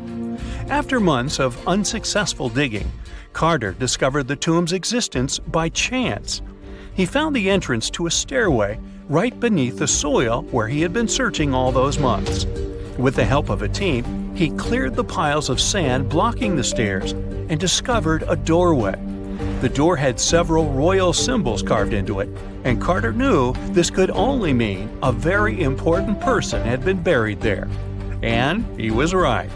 With a chisel, he made a hole in the top left-hand corner of the doorway and lit his vision with the help of a candle. He couldn't believe what he was seeing, the reflection of several golden and jeweled items crowding the chamber before him. Lost for 3,000 years, Carter had just discovered the final resting place of King Tut. But the story didn't finish here. This discovery was accompanied by a series of unfortunate events that led people to believe it had something to do with the pharaoh's spell. Carter himself mysteriously passed away just a few years later, and some of his assistants lost their houses in floods, just like one of the spells threatened. Some say it's just coincidental, as there's no real proof of these things being connected. Well, what do you think? Was this an effective trap after all? X-rays are a type of invisible radiation that can pass through our bodies and objects. They're very important in the field of medicine because they allow doctors to see inside our bodies without having to perform surgery. Now, let's dive into how X-rays work. They're a kind of electromagnetic radiation, just like light or radio waves. However, they have much higher energy than light, which makes them able to go through objects that light cannot. Imagine you have a powerful flashlight. If you try to shine it through a wall, the light won't go through because the wall is too thick. But these rays have enough energy to go through walls and even our bodies. The discovery of X-rays happened by accident in the late 19th century. A scientist was experimenting with cathode rays, which are a type of radiation. He was working in his lab and noticed that a nearby fluorescent screen started to glow, even though it was not directly exposed to the cathode rays. He realized that something invisible was causing the fluorescence, and he named it X-ray, because X is the mathematical symbol for something unknown. He continued experimenting with such rays and discovered that they could pass through many objects, like flesh and bones, but not through denser materials like metal. He also found that X-rays could create images on photographic plates, just like a camera takes pictures. The way this works is quite fascinating. Imagine you're standing in front of a bright light and you hold your hand in front of your face. Your hand blocks the light and you can't see through it. But if you place a sheet of tissue paper in front of your hand, some light will pass through, and you'll be able to see the outline of your hand. X-rays work in a similar way. When a doctor wants to take an X-ray of a part of your body, they will ask you to stand or lie down next to a machine. This device has a special plate that can capture the image. Let's say the doctor wants to further examine your arm. They will place the X-ray plate on one side of your arm and the machine on the other side. Then, the machine will produce a controlled burst of X-rays that pass through your arm. Remember how we talked about the tissue paper allowing some light to pass through? Well, in this case, some of those X-rays will go through your arm, while others will be absorbed or blocked by the denser parts of your body, like bones. The plate captures the X-rays that pass through your arm, and it creates an image. This image shows the bones and other structures inside your body, allowing the doctor to see if there are any problems or injuries. Now, you might be wondering why X-rays can pass through some things but not others. It has to do with the density and composition of the objects. Denser materials like bones absorb more X-rays, so they appear white in the image. So when you look at the result, you'll see your bones as white shapes. Other tissues like muscles and organs are less dense and allow some of those rays to pass through, so they appear as gray shadows. What if I told you there's a whole new way you can peek inside objects, but without using X-rays? I'm not talking about magic powers. Take a comfortable seat while I explain what mugography is. This fascinating scientific technique allows us to see inside objects and even beneath the Earth's surface using a special type of particle called a muon. These elementary particles are very similar to electrons, but they're much heavier. They are created high up in the Earth's atmosphere when cosmic rays, which are particles coming from space, collide with the air molecules. Now, muons are special because they can pierce through different materials. They can pass through rock, soil, and even buildings. Scientists realized this potential back in the 1950s when they were studying cosmic rays and noticed that some of the particles could pass through thick materials. The first muography experiments took place in the 60s. Specialists discovered that muons can be detected using special devices called muon detectors. These detectors are usually placed underground or in specially designed laboratories to shield them from other particles and background radiation. Now let's dive into how muography actually works. Imagine you have a large object, like a pyramid, a mountain, or even an ancient statue, and you want to see what's inside without damaging it. First, detectors are positioned around the object or in the area you want to examine. These detectors are sensitive to muons and can track their paths. When such a particle passes through a detector, it leaves a trace, like footprints in the sand. By collecting data from multiple detectors, scientists can reconstruct the paths. Here's where things get really cool. The Earth's atmosphere acts like a natural filter for muons. It turns out that the more massive an object is, the more particles it will block. So, if you have a large, dense object like a mountain, fewer muons will pass through it compared to a smaller, less dense object, like an empty box. This difference in the number of particles that reach the detectors can give us clues about what's inside the objects. Scientists use computer algorithms and mathematical techniques to analyze the data and create images. These images represent the density distribution of the object being studied.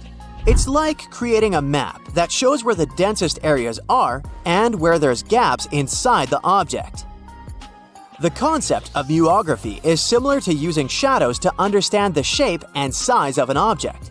Imagine you're standing in front of a bright light and you place your hand between the light source and a wall. You'll see a shadow of your hand on the wall. Based on the shape and size of the shadow, you can get an idea of what your hand looks like, even though you can't see it directly. This technique has been used to study various objects and structures. For example, scientists have used it to explore the inside of volcanoes and pyramids, and even to investigate the structure of mountains and the Earth's crust. With the help of this amazing technique, scientists have now uncovered new information about the Great Pyramid of Giza. They discovered something that had eluded tomb raiders for centuries. They found a hidden chamber. And guess what they named it? The Big Void. Yeah, I know, not the most creative name. They even used 3 different muon detection techniques just to be super sure that it was indeed a big, mysterious void inside the grandest pyramid of them all. Once news got out about this mind-boggling discovery, Egyptian authorities couldn't resist the temptation to explore further. So, they brought in an endoscope camera to confirm the existence of this epic void. So, they inserted a camera through one of the openings underneath the entrance, and voila! It revealed a corridor. More so, the corridor had a chevron ceiling. I can't help but imagine the ancient Egyptians using it as a cool dance floor. Another team of scientists decided to take another shot at scanning this newfound void. According to them, the Great Pyramid of Giza is a pioneer in the pyramid game. It used a technique called chevron to cover internal structures and keep them from collapsing. Now, why did the ancient Egyptians build this corridor and the grand void it leads to? One theory suggests that the corridor was built to relieve pressure inside the pyramid. Another theory says that the void could be a result of the pyramid's construction process. It could have been an internal ramp used to move roof blocks into position, and then it was left there or filled loosely with rubble.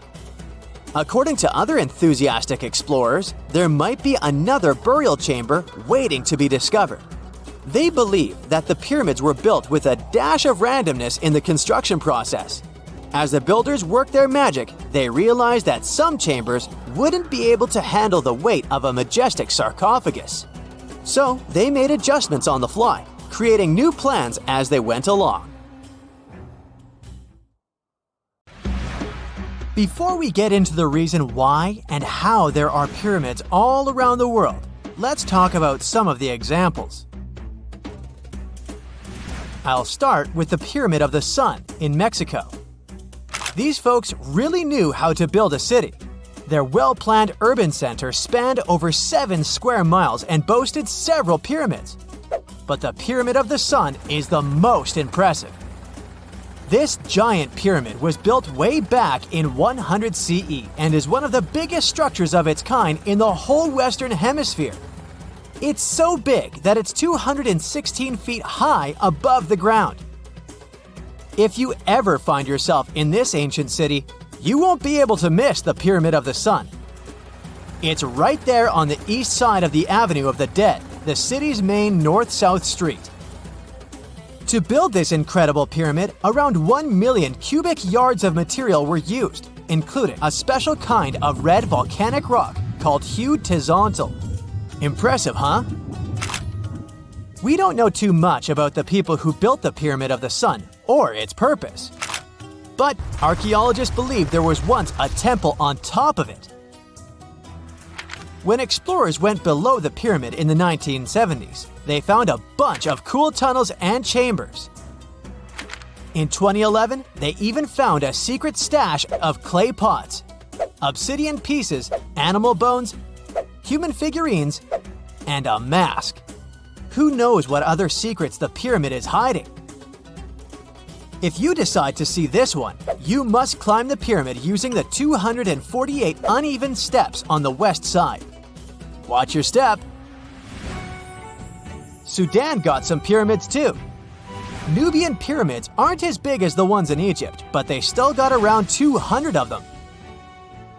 These ancient pyramids have been home to the tombs of the pharaohs of the Meroitic Kingdom for almost 1,000 years, who ruled Egypt from Nubia to the Mediterranean Sea. The pyramids at Meroe were constructed using granite and reddish sandstone. Oh, and did you know that Sudan has more ancient pyramids than Egypt?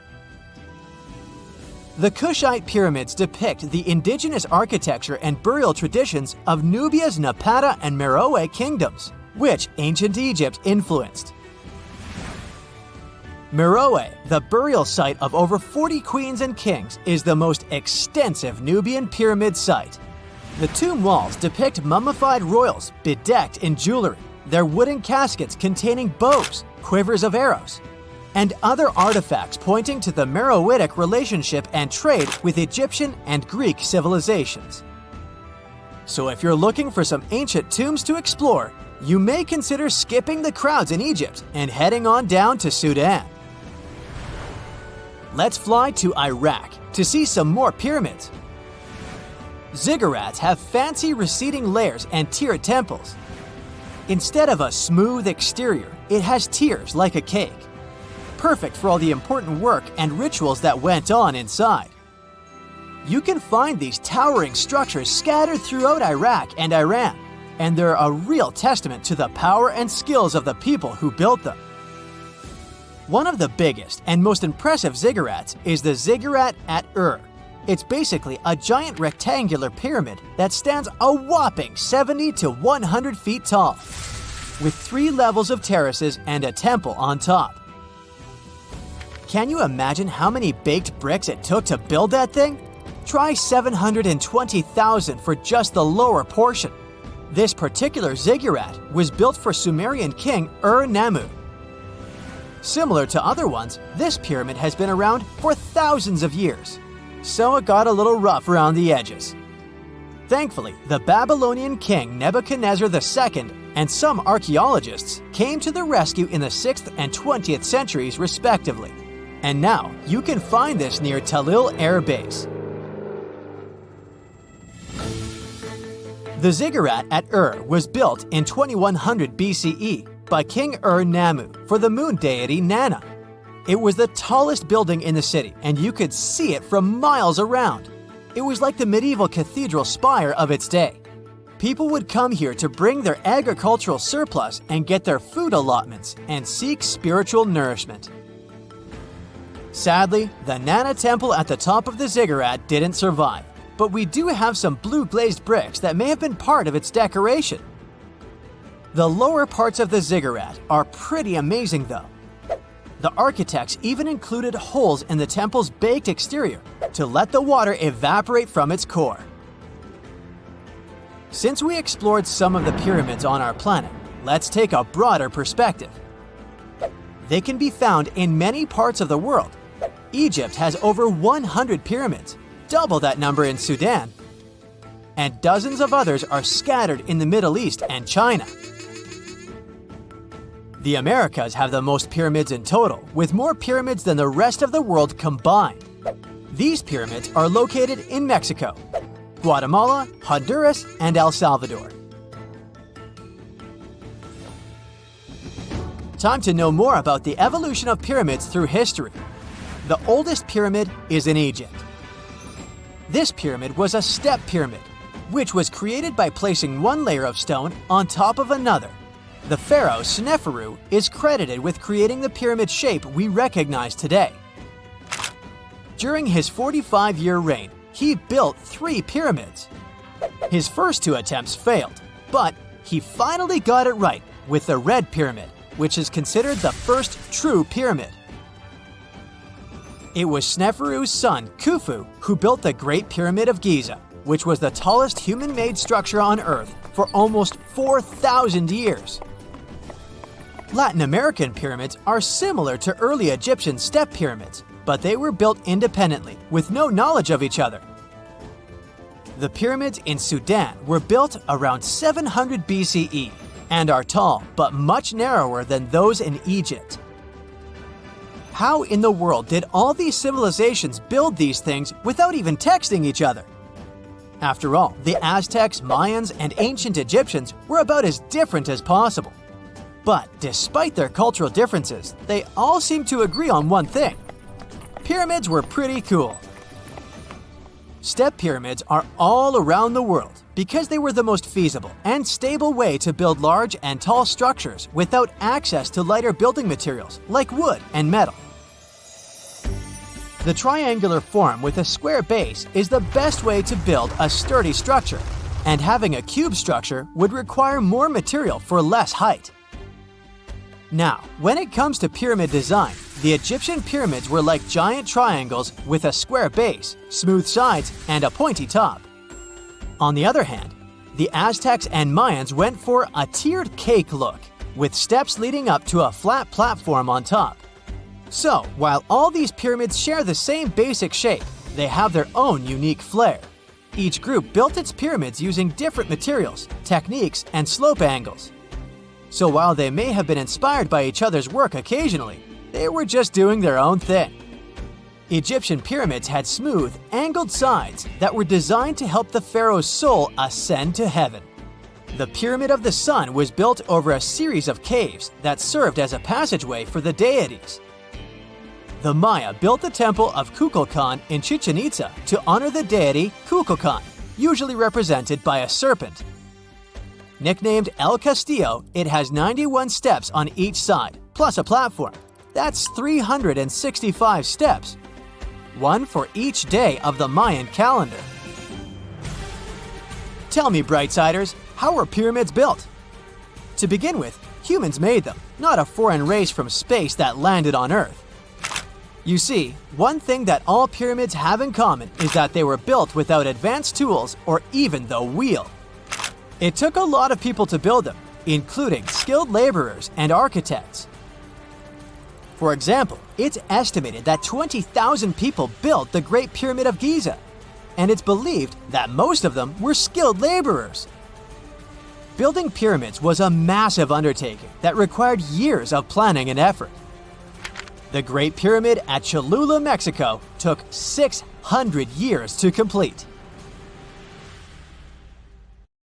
In 1850, French scientist Auguste Mariette went to Egypt looking for manuscripts, but accidentally found a head of a sphinx sticking out of the dunes. He cleared the sand and figured out the sphinx was guiding the entrance to some underground construction. Several months later, he finally entered the Serapeum of Saqqara.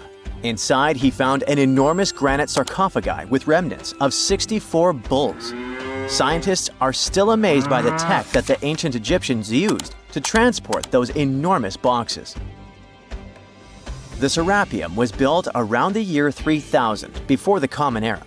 It was an underground tomb built to honor the sacred Apis bulls of ancient Egypt. It had a long hallway almost 500 feet long, with giant stone rooms on both sides. Some of the sarcophagi weighed as much as 50 average cars, and all of them were made with super precision with exact 90-degree angles. These sarcophagi were beautifully decorated with hieroglyphs and carvings that told stories about the lives and importance of the Apis bulls. Now, there are 24 sarcophagi left. In ancient Egypt, Apis bulls were very special animals connected to the deity Ptah. They thought the bulls carried Ptah's spirit and wisdom, helped the pharaoh, and protected the Egyptians. Priests looked for special markings on young bulls to find Apis bulls.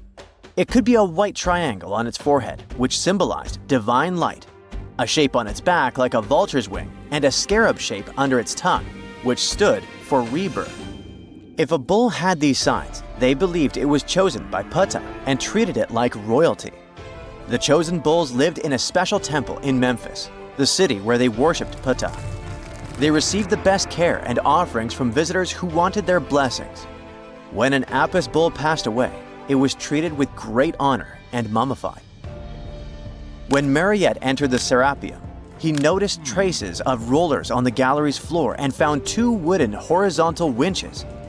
Each had 8 levers. Later, other explorers saw double rails. The burial chambers were lower than the hallway floor. To get the boxes into place, workers filled the chambers with sand so the sarcophagi could be rolled in straight. Then they slowly removed the sand to gently lower the boxes into perfectly cut spaces in the bedrock. A carved stone sign found in the Serapeum said it took 28 days to move just one sarcophagus and its lid into its spot during the time of Ptolemy II. The extreme precision of the sarcophagi with 90-degree angles also has an explanation. Ancient Egyptians wrote texts, or rather, papyrus, on geometry a long time ago.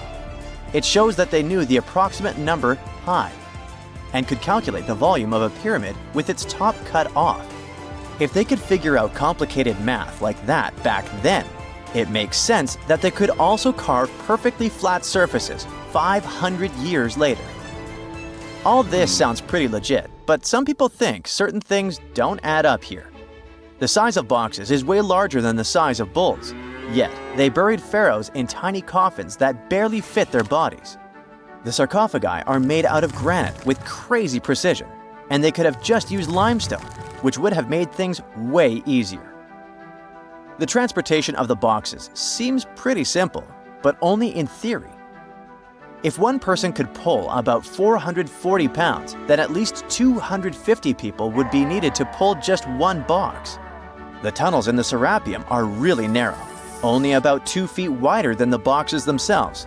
There's no way hundreds of people could have squeezed into those tight spaces to pull the boxes. And even if they did, how would they turn the box in the cramped corridor, lower it into its niche, and place it perfectly in the middle? Somehow they did this 24 times, and every box is centered perfectly. Plus, the chambers were dusty, and there were no signs of soot from lamps.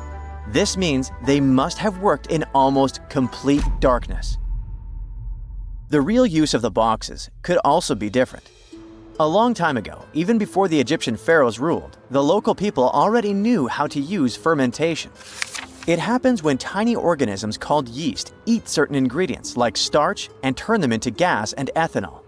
So someone in ancient Egypt probably put food like barley, bread, and even meat inside a giant stone box, then closed it tight with a heavy lid.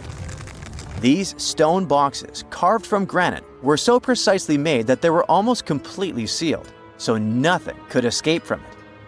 As the yeast inside the box started working, it created more and more CO2 gas. It built up pressure inside the box. The granite boxes were incredibly strong. They could handle more pressure than a car tire can hold. When granite was squeezed under such pressure, its crystals produced a tiny electric charge. This effect was possible because granite contains quartz, a material that reacts to pressure this way. The process also needed meat or animal parts, possibly to help the yeast grow better. Meat contains something called oleic acid, which yeast needs to keep growing and to survive the bad effects of the ethanol it produces. As the pressure inside the box kept growing, The combination of gases and electricity made these boxes not just ancient fridges, but powerful energy systems. Over time, the pressure inside got so strong that it could push the lid open and the gas would escape with a pop. But when people rediscovered the Serapeum in 1850, they found old drawings that showed piles of stones stacked on top of some of the box lids. So, someone long ago probably tried to make the lids even heavier by adding extra weight to make it harder for the gas pressure to push them open.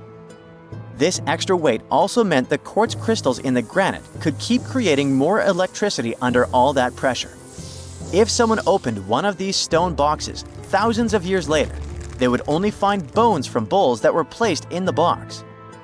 And that's exactly what Mariette discovered in the 1850s. They opened the Serapeum for visitors soon after the first excavations in the second half of the 19th century. Prince of Wales even had a luncheon with his guests in one of the sarcophagi. Sands and earthquakes made the site inaccessible for a while, but now you can visit it again and try to solve the mystery yourself. With new tech, we could have answers to many other historical mysteries soon. A team of scientists at Chicago's Field Museum of Natural History recently used a special CT scanner to learn more about ancient Egyptian mummies without unwrapping them. They gently rolled 26 mummies on custom carts out to the parking lot, where the scanner was waiting. It took thousands of detailed X-ray pictures of each mummy and their coffins.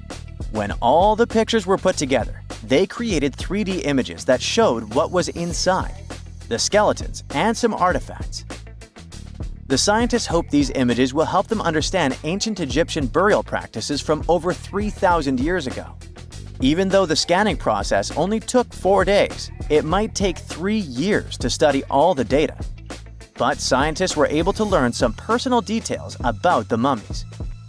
One of the most popular mummified individuals at the museum, Lady Chineta, was a woman who lived in ancient Egypt about 3,000 years ago. It looks like she passed away in her late 30s or early 40s. To make sure her body looked complete for the afterlife, embalmers put stuffing in her neck to keep it from collapsing. They also placed artificial eyes in her sockets, so she would have eyes in the next world. She was wrapped in fancy linen and placed in a beautifully decorated coffin. The scans revealed that it had been carefully crafted with a slit at the back, which embalmers used to fit the body. There were also some artistic details on the surface, like markings for her knees. It looks like her burial was on the scale of a high-end luxury car. There are countless doors all over the world that haven't been opened for decades, and even centuries. The question is why? It seems that nowadays you can open any door you want. The truth is that some doors were sealed for a grave reason. And so far, nobody has found out what treasures and mysteries they hide. Here are 4 doors that keep their secrets all too well.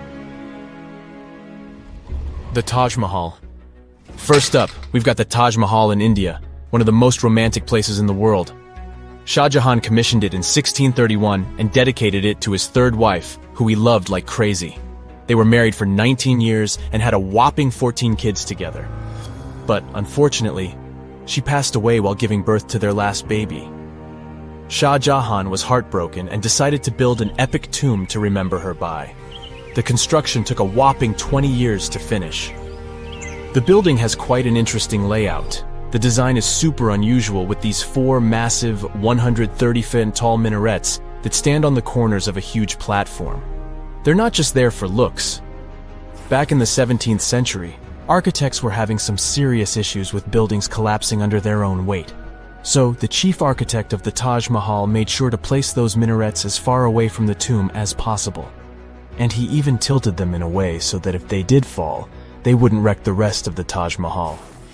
Talk about planning ahead. The Taj Mahal is hiding some crazy secrets. There are sealed rooms all over the place that nobody is allowed to enter.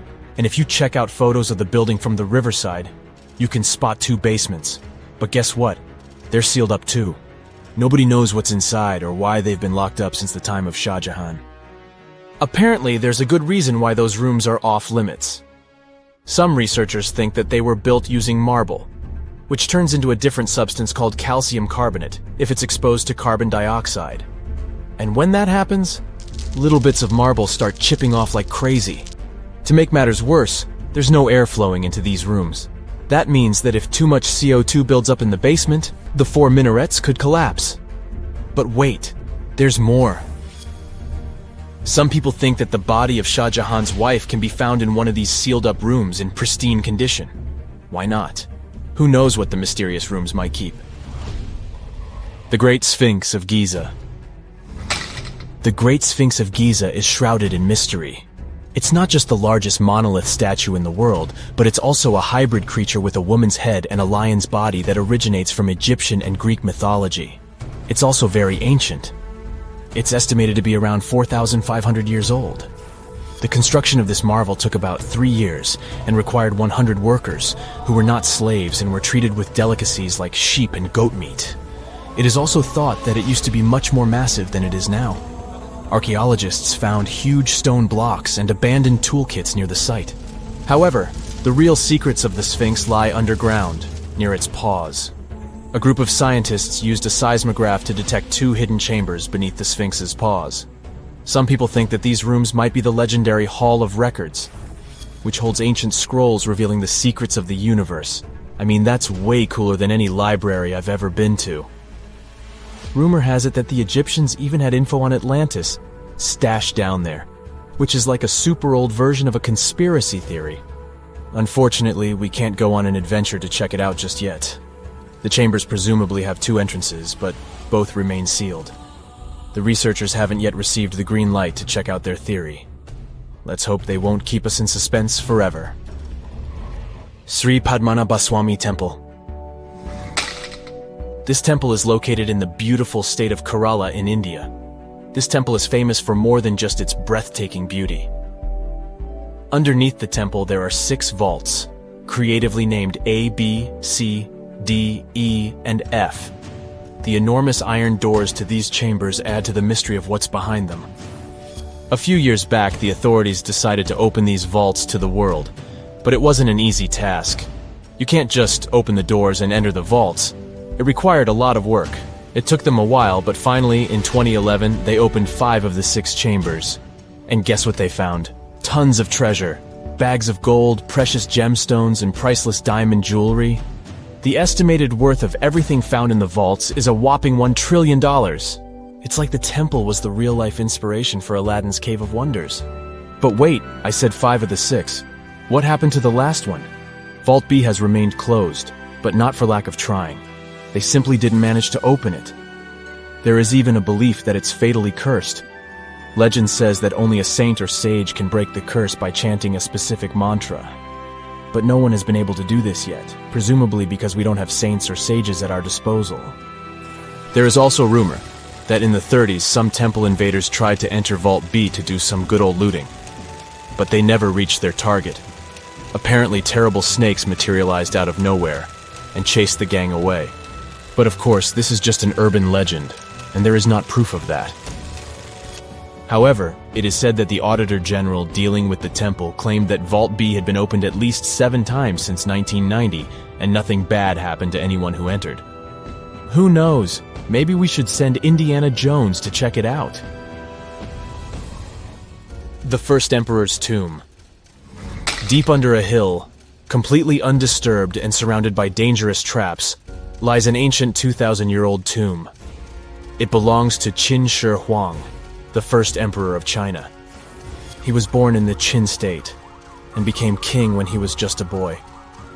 But when he grew up and gained full power, he united the warring states ancient China was divided into by conquering them.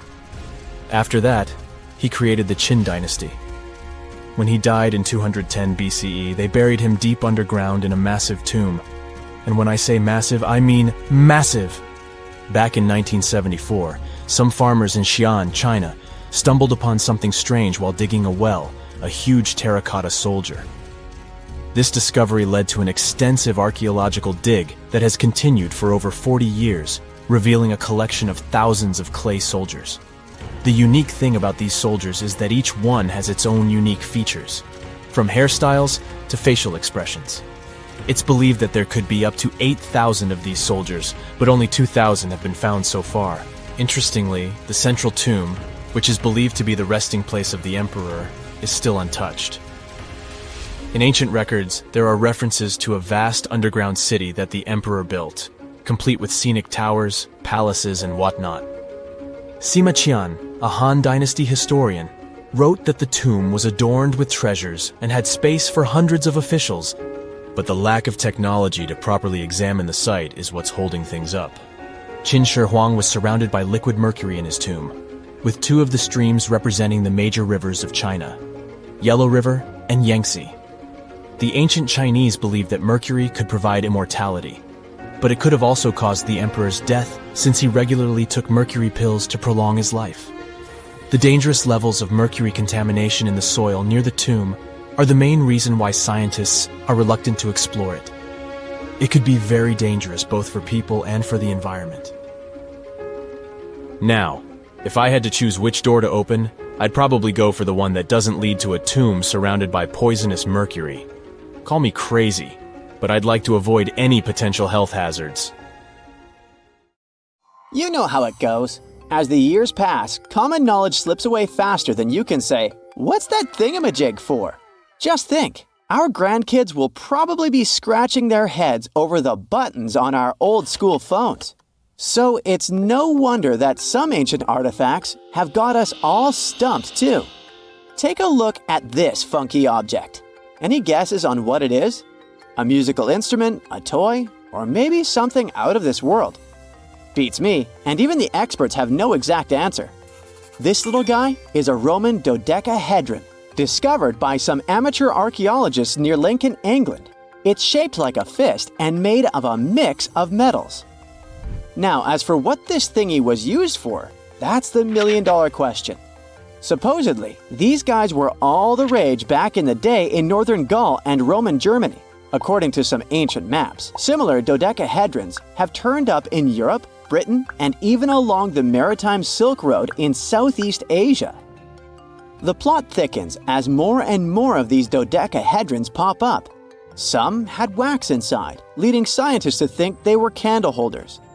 Others think they might have been used for knitting gloves, since none have been found in warmer regions. There's even one found in Geneva with zodiac signs etched on it, sparking some woo-woo theories about fortune-telling. And now a fresh discovery has got everyone's head spinning. Could this be some kind of sacred tool for the Romans? Who knows? Maybe it's the first multi-tool ever, invented way before Swiss Army knives were a thing. Carved stone balls from Scotland are another historical mystery. They most likely date back to the late Neolithic period and come in various types, from sandstone to granite. They're all roughly the same size and have intricate, evenly spaced patterns of circular bosses or knobs. Most of these designs have 6 bosses, but the number can range from 3 to 160. Some of these balls are more skillfully crafted than others, and a few even have extra decorations. There are over 400 carved stone balls and mostly found in Scotland, although some have turned up in northern England and Ireland. These stone balls rarely show signs of damage or use, and there are no clues that would give away their function. Most experts think they weren't practical tools, but had some symbolic or social importance, probably a sign of power or prestige within their communities. The Folkton drums are the 3 stone cylinders from Neolithic Britain, discovered in the late 19th century in a burial mound in East Yorkshire. Nothing similar has been found anywhere else in the British Isles from any prehistoric period.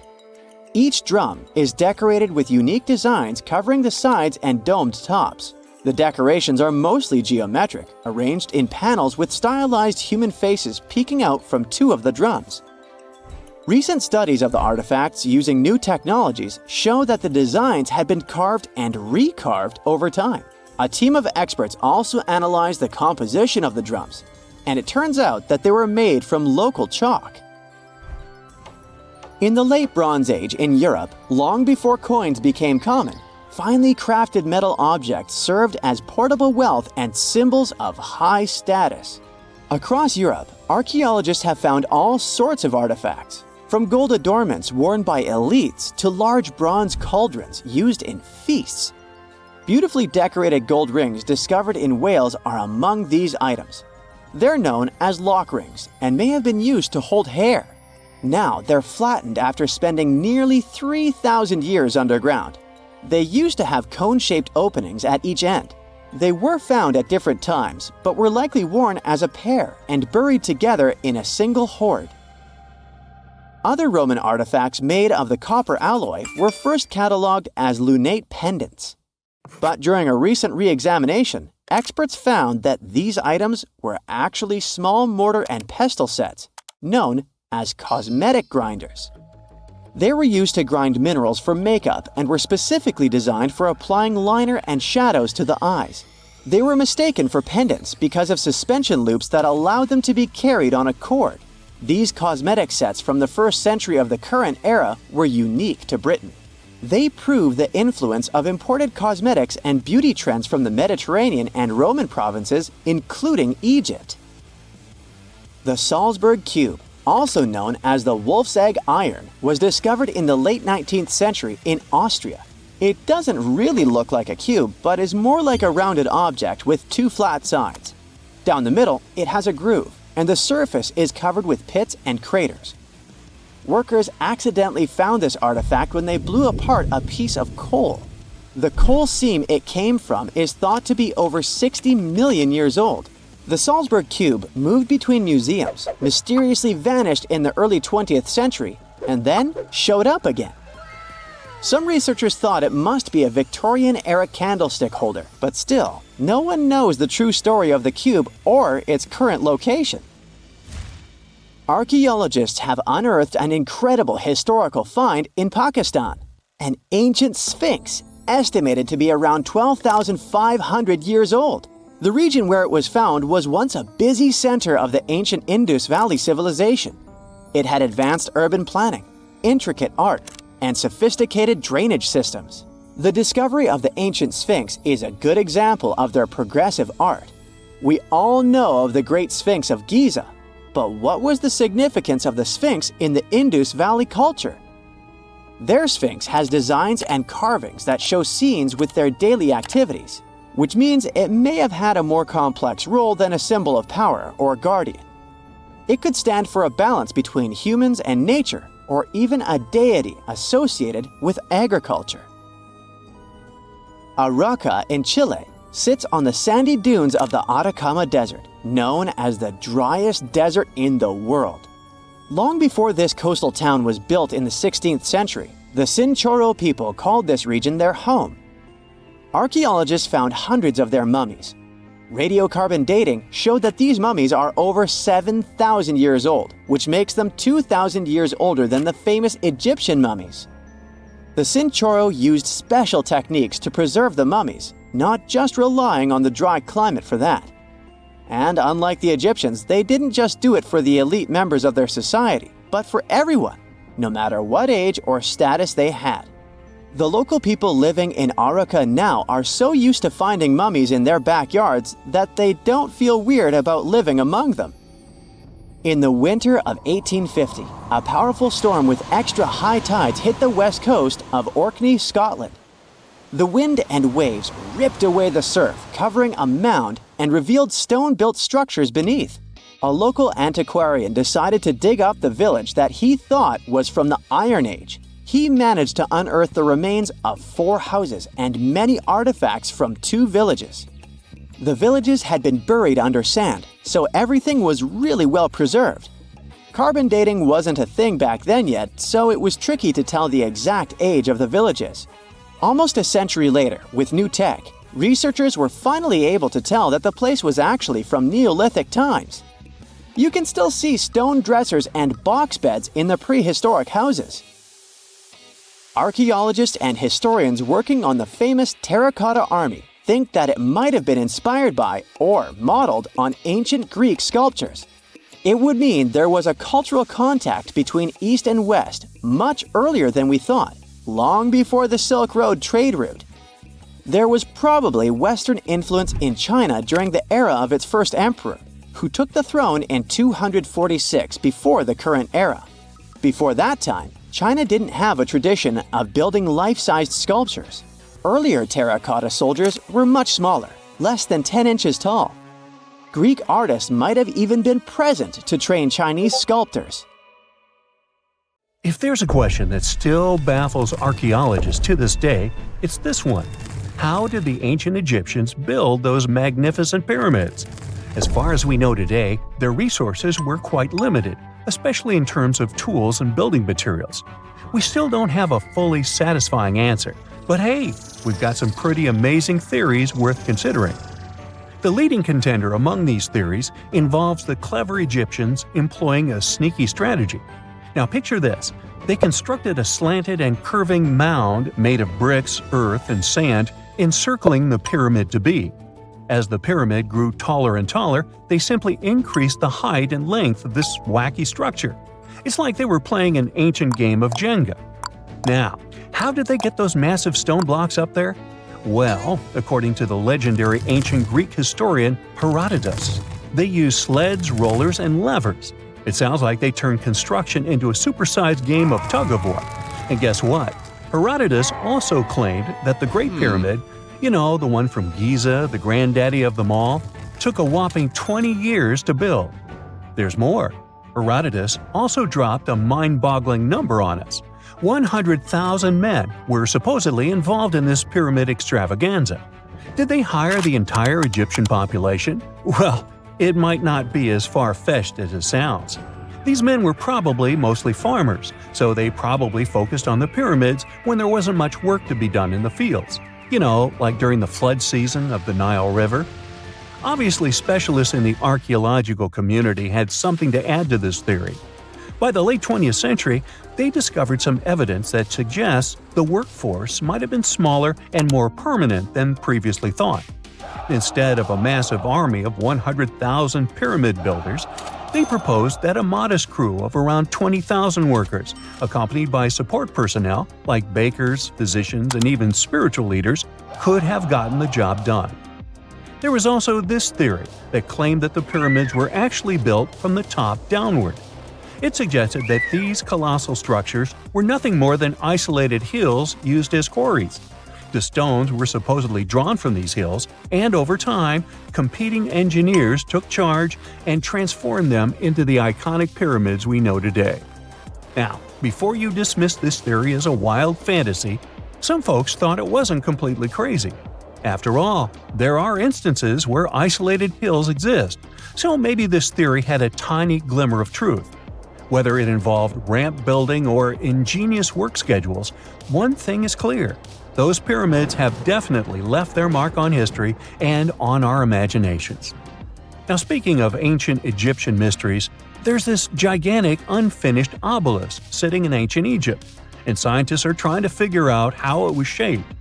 Now, some people suggest that our industrious ancestors used handheld pounders to get the job done.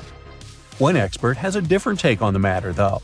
He argues that if we take a closer look at the pattern left behind by the shaping tool, we'll notice something peculiar. The walls of the trenches surrounding the obelisk display a neat and even pattern, which is pretty unlikely if they were pounded away by mere mortal hands.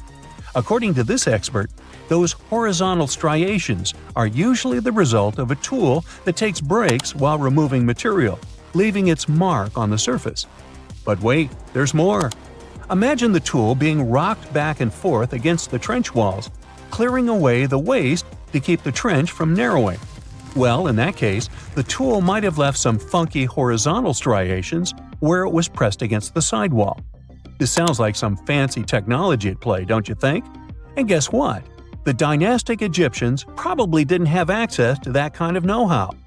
Another famous Egyptologist from way back also uncovered a bunch of core drills during his adventures. Although the actual drill bits are missing, his collection houses these particular core remnants made of limestone, alabaster, and even granite. These constructions aren't the only amazing thing the ancient Egyptians left behind, though. As it turns out, the Egyptians were the genius minds behind the creation of the handheld mirror. Yeah, that little mirror you use every day to check yourself out. But here's the twist. These mirrors are like pieces of art. They were decorated with inscriptions and figures.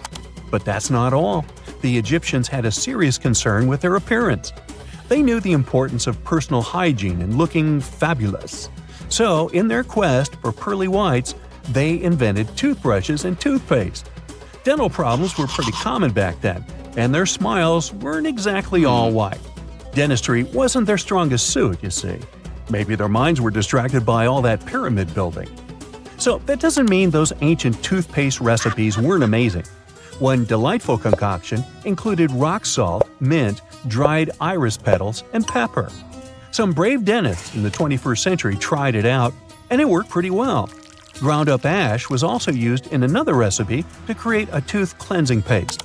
Mint was missing, so that didn't do much for their breath. That's when the genius Egyptians came up with the world's first breath mints. They made tablets from heated spices like cinnamon, and they mixed it with honey.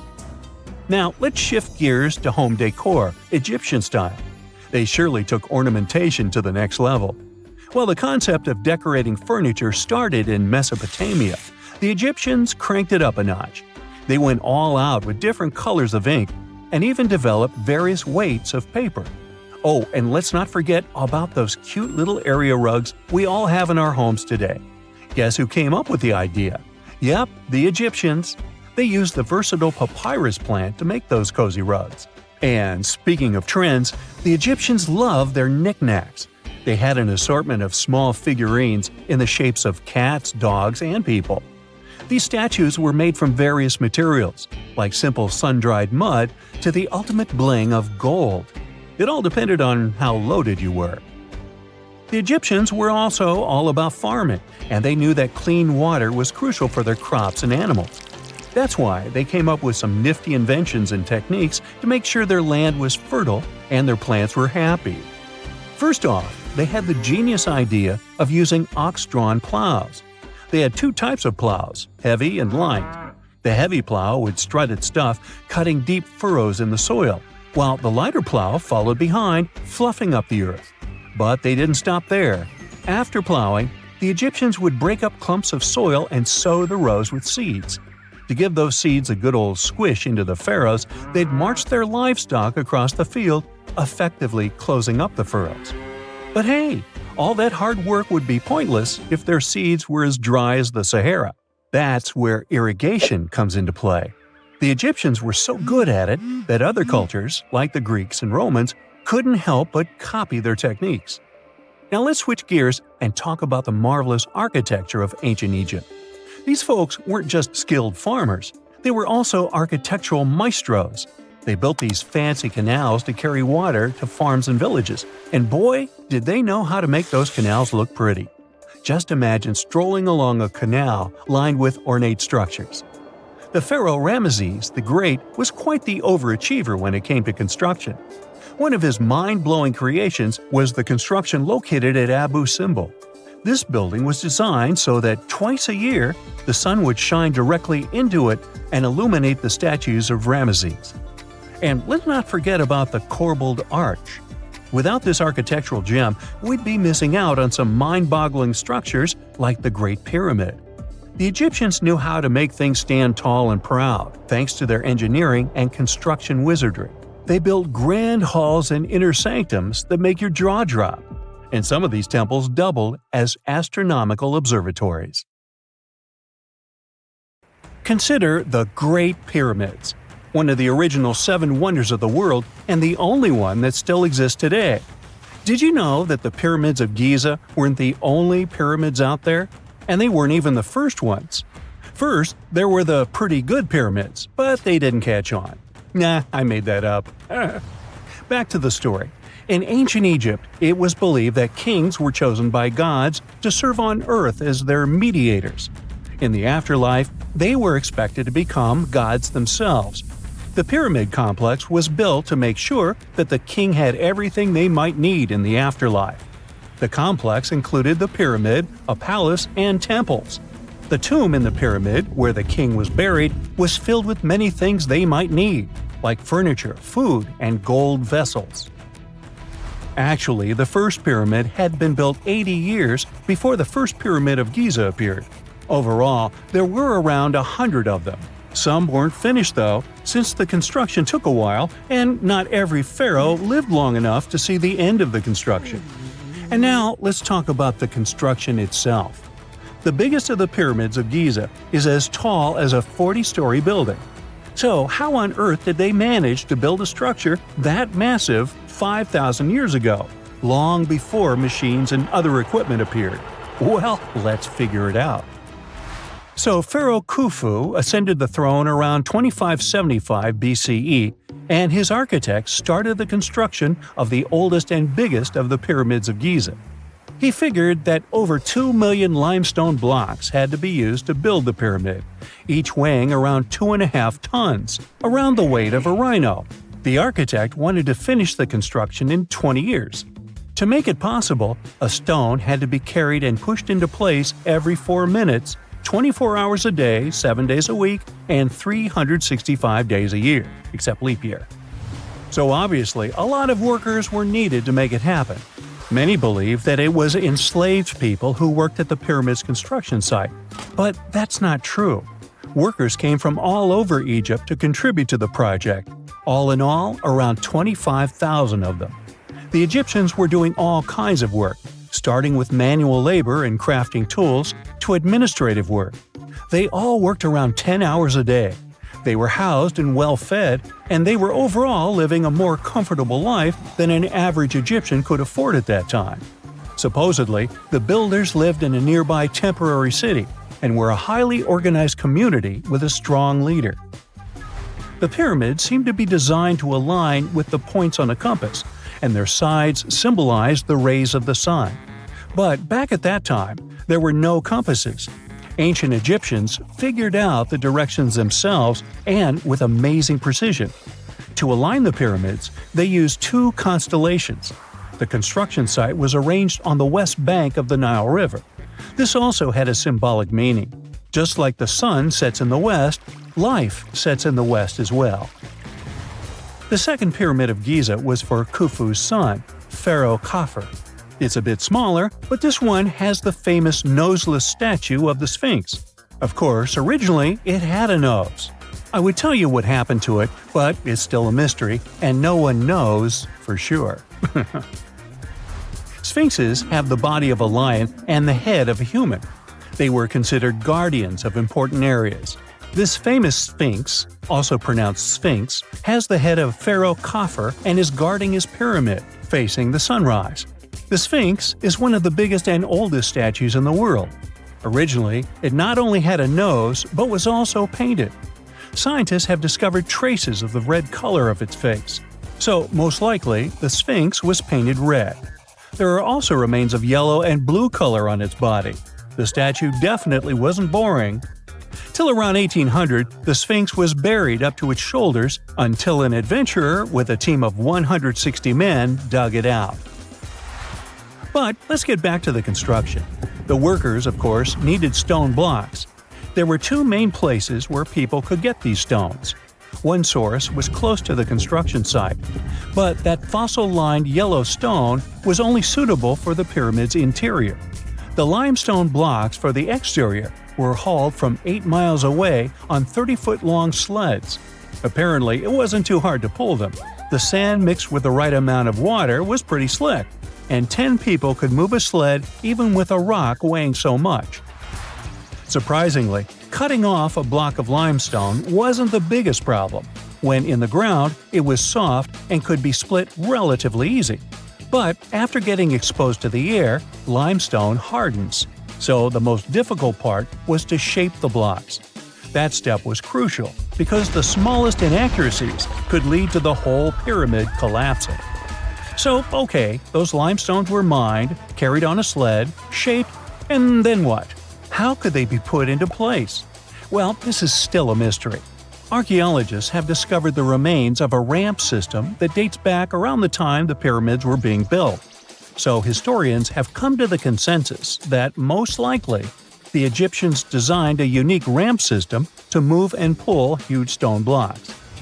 The most common opinion is that there were several ramps around the pyramid. There probably was a central ramp with 2 staircases on each side of it built over the pyramid stones. The ramp was growing as the pyramid was getting higher. People might have been walking up the stairs, pulling up stones on wooden sleds. But this is just one of the options. Other experts say that the ramps were around the pyramid, and some say that the ramps were inside the pyramid. Maybe we will never know for sure, and it'll forever remain a mystery. The exterior limestone of the pyramid was polished with sand and stone until it gleamed. On top, there was a gold and silver capstone, which glimmered over Egypt like a second sun. So that's how it was 5,000 years ago. Now, about the interior. Surprisingly, there's not much inside the pyramid. Most of it is just solid stone with very little open space. But let's take a quick look inside. From the entrance, there are two stairways, one going down and the other going up. They take us to the chambers. There are 3 of them inside. Now, why is that? Apparently, throughout the whole construction, a burial chamber had to be prepared at all times, just in case a pharaoh kicked the bucket before the construction ended. So, separate chambers were built one after another as the construction progressed. The last of them was the main one. It's called the King's Chamber. It's the one where Khufu was resting. It's the biggest room at the very heart of the pyramid, and there's a big passageway leading to it. It was likely used as a kind of elevator to move granite up to build the interior. Granite was also used to make 5 stories of support beams to ensure that the pyramid didn't collapse. And we can see that it worked since it's been standing for centuries. Unfortunately, none of these chambers have hieroglyphs on the walls. If you want to see the writings, you should go to the decorated tombs near the pyramids. Those pieces of art are depiction of ancient Egypt's culture and daily life. The texts allow researchers to study their language and grammar. The treasures that once were in the pyramids have been taken by people. There are also many secret tunnels and passages inside the pyramids, but even today, no one knows the whole plan of the interior. Scientists have been sending little robots with cameras inside for many years, but there's still a lot we don't know about the pyramids. Now they're trying to use an X-ray to scan the pyramids from the outside, without going inside. So yeah, ancient Egyptians did create a mystery no one has been able to crack for 5,000 years already. This summer, you finally decide to go on that once-in-a-lifetime round-the-world trip. The first stop of this exciting adventure is in Europe. You start your journey in Italy, the country of pasta and pizza and delicious gelato. Ah, there it is, the world-renowned Leaning Tower of Pisa. You buy your ticket and get inside the crooked monument. You're about to climb 251 slippery stairs, so watch your step and don't forget to breathe. The white marble stones are astounding, and from time to time, you peep outside to enjoy the view of the city. Congratulations, you've made it! You've reached the top of the bell tower and can take all the selfies you want. The Leaning Tower of Pisa is one of Italy's most iconic landmarks. During your hike up the stairs, a guide tells you it's actually a medieval monument. It was built between the 12th and 14th centuries, taking over 200 years to finish. And in case you're wondering if it's always been tilted, I can say without a doubt, yes it has. Once they finished the 3rd floor, the bell tower started sinking. The thing is, the very name Pisa comes from the Greek word that means marshy land. The ground there is extremely soft, made of clay, mud, and sand. And architects have been trying to save the day ever since they built the tower. At the top of the 185-foot-tall monument, you take your time admiring the city. How many terracotta rooftops can you count?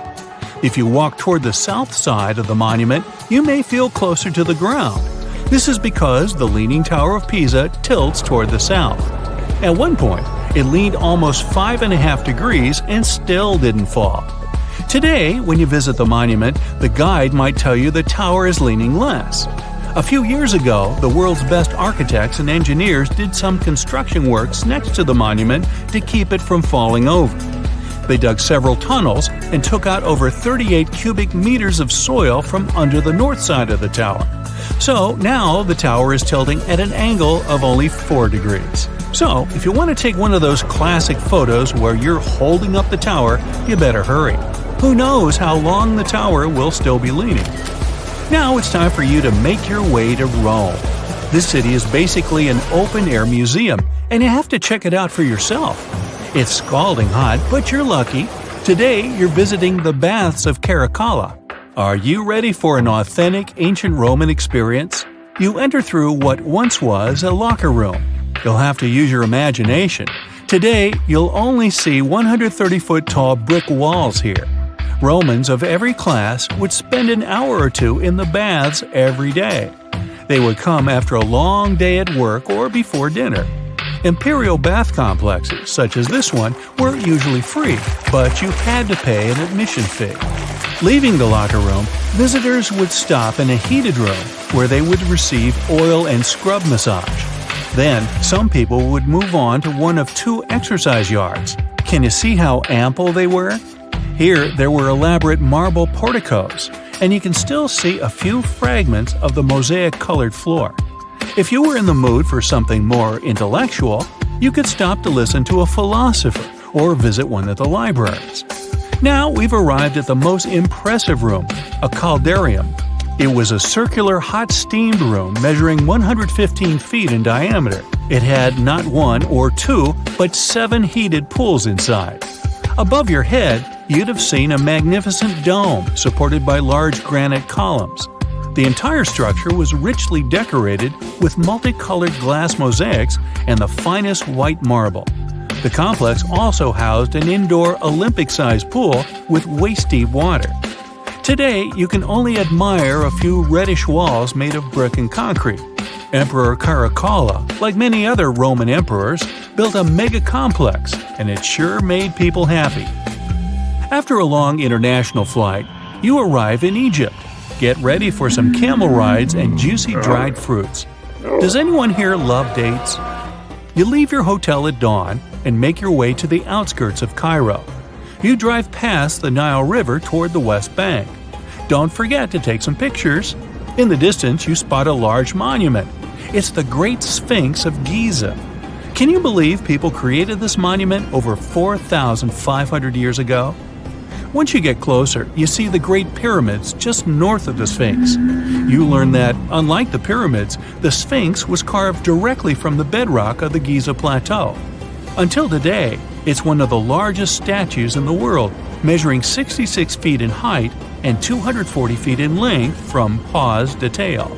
The face of the Sphinx looks a tad beaten today, but according to archaeologists, it wasn't always like that. A Photoshop reconstruction of the Sphinx gives it a very different look. As you can see, at one point, the Sphinx's nose was chopped off together with parts of the chin. Scientists believe that the statue is a representation of the great pharaoh Khafra. This is why its face resembles a human so much. Just below the eyes, a dark carved line was added to represent the charcoal eyeliner ancient Egyptians used to wear. Fun fact, this wasn't only a beauty habit.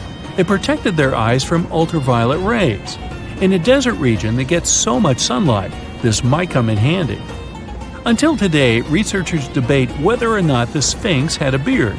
Many believe that if it was meant to depict a pharaoh, it most likely had a braided beard that got destroyed by erosion or humans. Even today, you can still see the remains of a regal headdress on the head of the Sphinx. These head ornaments were associated with power and royalty. Now imagine that the stripes are blue and gold. This is probably what it looked like when the monument was first constructed. There's no evidence of how long it took to build the Sphinx, but it was likely very long, as the carved details are pretty impressive. If you're lucky, your guide might take you to one of the secret chambers inside the statue. If they're real and not just a myth, I mean. The crystalline waters of Greece. Whether you arrive by boat or plane, you're in for a real treat. This is the focal point of archaeological sites. You arrive at Mandrake Marina and Port, but wait a minute, you don't see any monuments around. The Colossus of Rhodes is nowhere to be found at first glance. That's because it was destroyed long ago.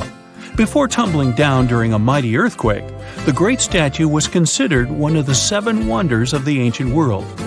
If you saw the Colossus in a picture, you would probably mistake it for Lady Liberty.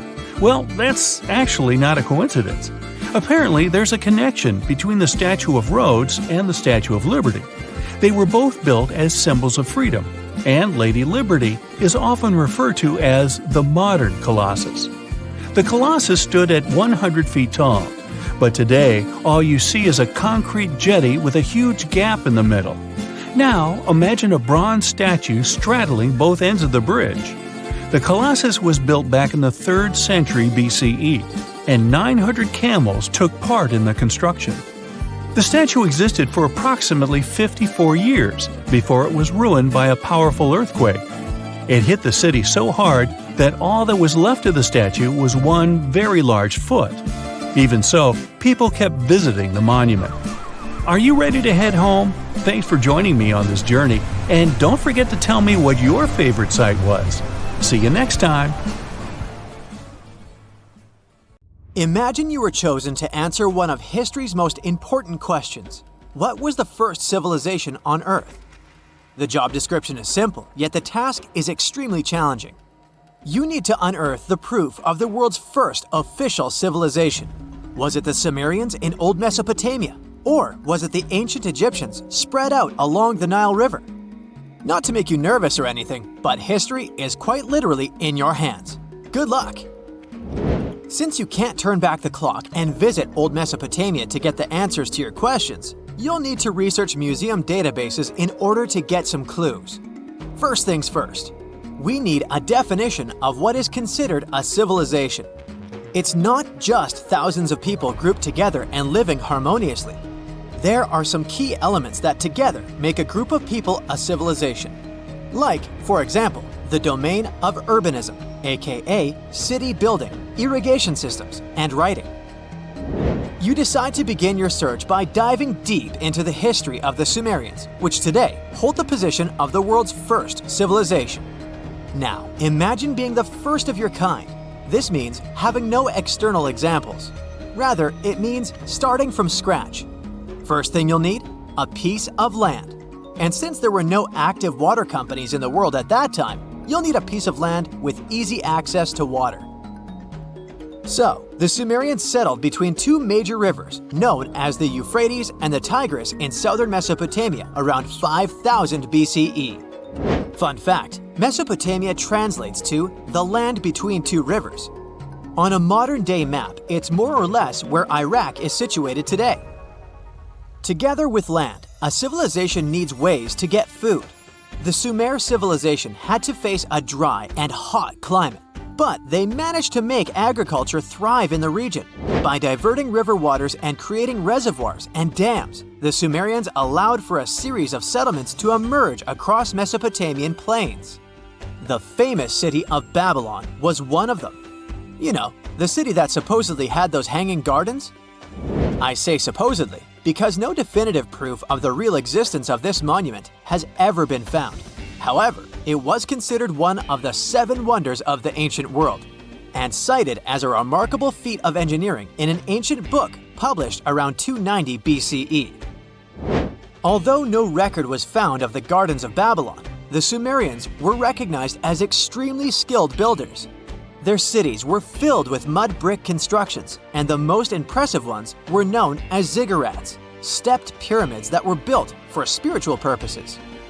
The Sumerians built a trade network to supplement scarce resources and started to exchange goods with civilizations rising nearby, like Anatolia and Egypt.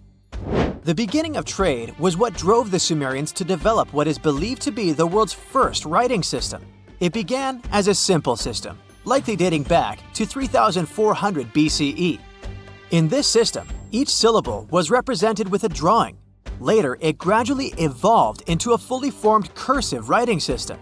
Don't believe me? Take a look at this piece from the Babylonian times. This huge basalt plaque is called the Hammurabi Code. It's known to be humanity's first collection of written laws. As far as the story goes, it was carved in volcanic stone around year 1760 BCE. Look at the precision of these carvings. It's quite astonishing. But the content is also surprising, since these 282 rules vary from commercial regulations to strict laws of justice. The thing is, historians don't have a consensus on whether the Sumerians were really the first ones to invent writing. Some think it might have been old Egyptians. Let's pause here. Ancient Egyptian settlements are believed to have started around the year 5500 BCE, which is earlier than the Sumer civilization. But remember I said a civilization needed a few things before it was considered as such. Ancient Egypt consisted of several smaller city-states, such as Memphis, Abydos, and Thebes, spreading out along the Nile River. It wasn't until 3000 BCE that Egypt was unified under one kingdom and lasted as an empire until nearly 1000 BCE. Although there is no consensus on this, some Egypt experts believed that it could have been Sumerian immigrants that founded early Egyptian settlements. The proof could be the presence of cylinder seals made of hard stone, something that was widely used in Sumer. These seals were used to guarantee authenticity in legal transactions, but it's hard to say whether this method was introduced by Sumerian immigrants or simply by trade. Since the time period is not one of the criteria we can use to determine who came first, we'll have to turn to something else. But what? Like the Sumerians, the Egyptians were also highly skilled builders. Duh, they built the famous Giza pyramids and many others all over their territory. In order to enhance their building techniques, they delved into developing a more profound understanding of mathematics. They developed a new form of measurement called the cubit, which was the equivalent of an arm's length. The Great Pyramid, for instance, is 440 cubits per 440 cubits. They were also innovative astronomers, combining their mathematical skills with attentive astronomical observation. They were the first civilization to use a 24-hour division of the day. And they even created a solar calendar, which was the first dating system in history to feature 365 days in 1 year.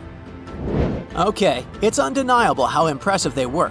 But some experts say that the dispute has to be settled through the comparison of their writing systems. Hieroglyphic writing, the first Egyptian style of writing, is said to date back to 3000 BCE.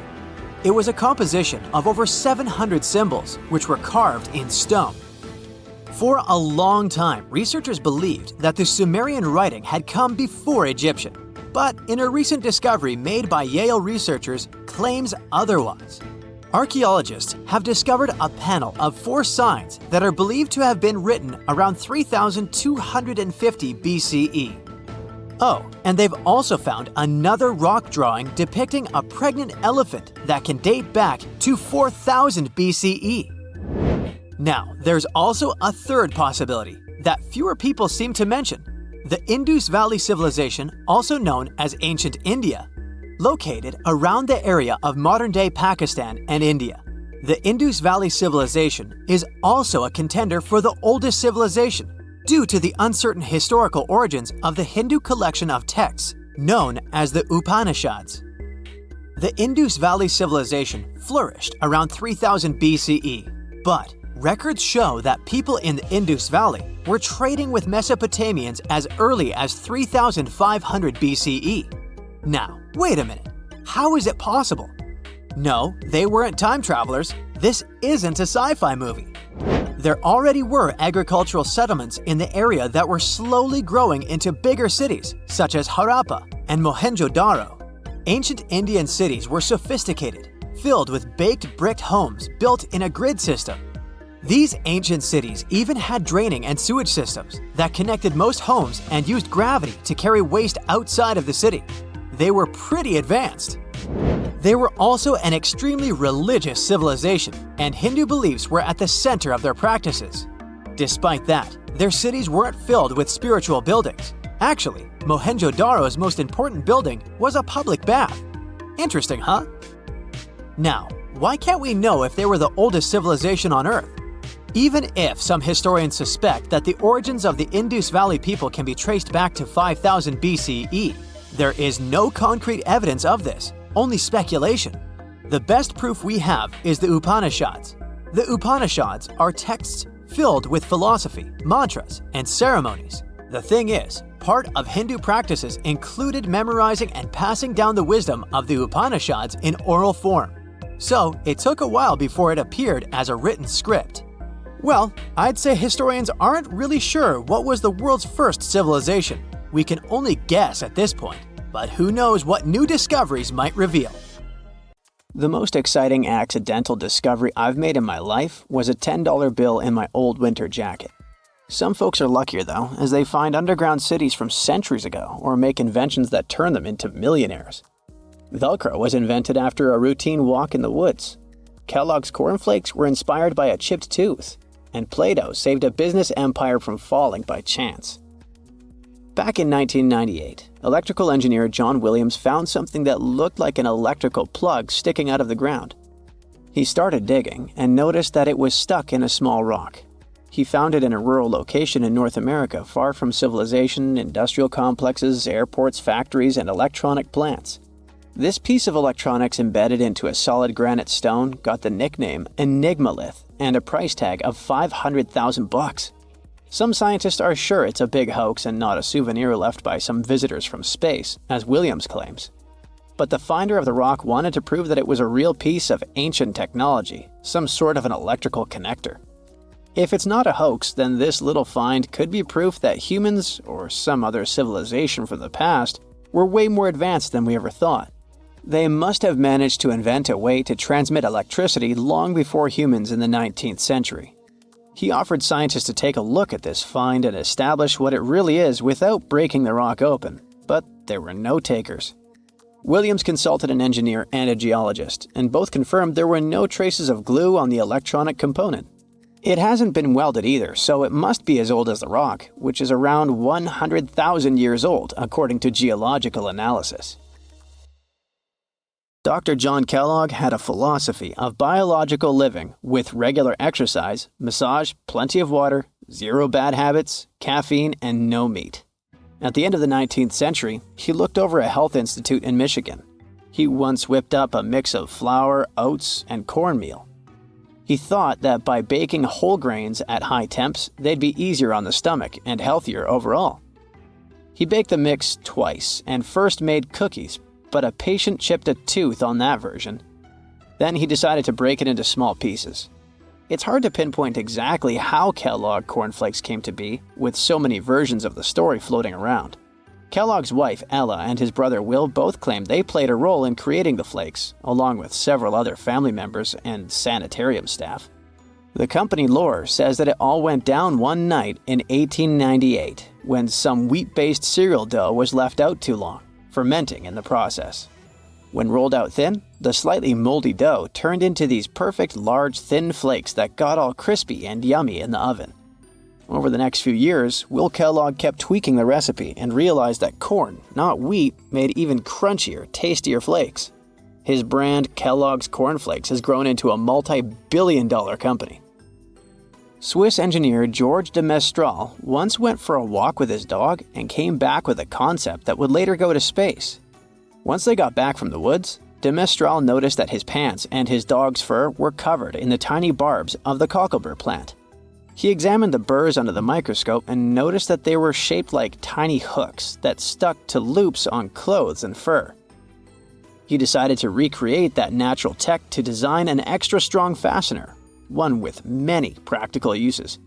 He was testing different materials for his invention for so many years and finally settled on nylon.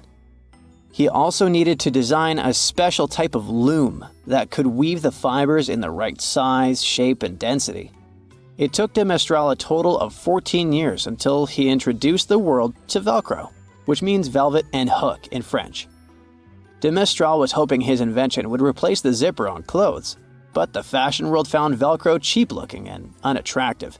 But NASA didn't think so, and used Velcro for astronaut spacesuits and helmets in the 1960s. Now, Velcro is used everywhere, from footwear to toys to airline seat cushions. Before the middle of the 20th century, most homes were heated with coal. It left soot throughout the house, which was especially visible on wallpapers. Kutal Products was the largest company that sold wallpaper cleaner, but in the 50s, more and more people switched to gas, oil, and electricity, and the sooty buildup problem was mostly solved. The owner of Kutal Products was trying to save his business. Meanwhile, his sister-in-law read that wallpaper cleaner could be used to make holiday decorations.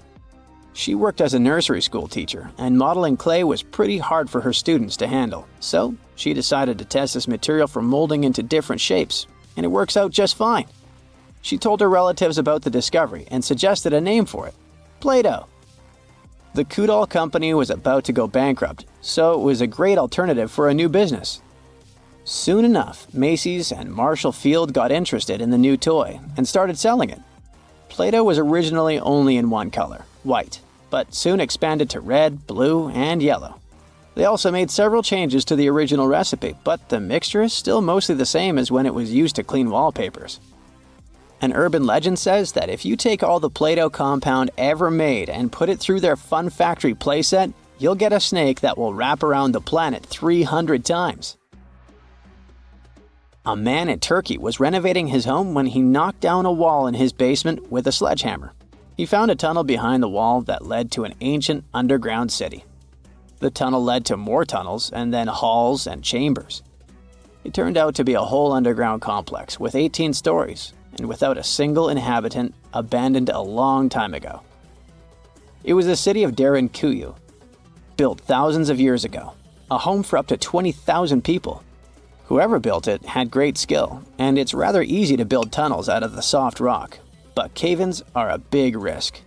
None of the floors at Derinkuyu have ever collapsed. The city had a complex ventilation system with over 15,000 shafts. The upper levels had the best ventilation and were used for living and sleeping quarters. The lower levels were mainly used for storage, but they also had a dungeon. In between, there were room for domestic animals, a school, a convent, and small churches. John Martin, a forestry professor, was out exploring a forest in Wisconsin one night. He was shining a UV flashlight up into the canopy to spot lichens, fungi, plants, and frogs that glow under the UV light. Then suddenly, he heard a flying squirrel chirping at a bird feeder, pointed the flashlight at it, and saw it light up pink. The professor told his colleagues about it, and they decided to investigate further. They checked out some flying squirrel skins at museums to see if this pink glow is a common thing among them. It turns out that almost all of the flying squirrel specimens they looked at had the same pink fluorescence. Non-flying squirrels didn't glow at all. Other animals with fluorescence, like puffins and chameleons, glow blue under UV light. The only other mammals with fluorescent fur are around 20 species of opossum. They live in different ecosystems and have different diets. The only thing they have in common with flying squirrels is that they're all active at night. And regular squirrels prefer sunlight. There's enough ultraviolet light in low-light conditions, and nocturnal animals need UV vision.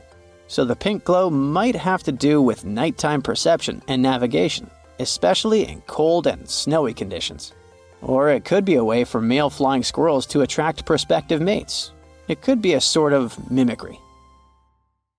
Consider the Great Pyramids, one of the original 7 wonders of the world and the only one that still exists today. Did you know that the pyramids of Giza weren't the only pyramids out there? And they weren't even the first ones. First, there were the pretty good pyramids, but they didn't catch on. Nah, I made that up. Back to the story. In ancient Egypt, it was believed that kings were chosen by gods to serve on earth as their mediators. In the afterlife, they were expected to become gods themselves. The pyramid complex was built to make sure that the king had everything they might need in the afterlife. The complex included the pyramid, a palace, and temples. The tomb in the pyramid, where the king was buried, was filled with many things they might need, like furniture, food, and gold vessels.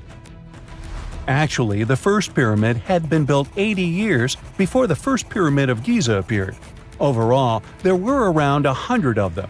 Some weren't finished though, since the construction took a while and not every pharaoh lived long enough to see the end of the construction.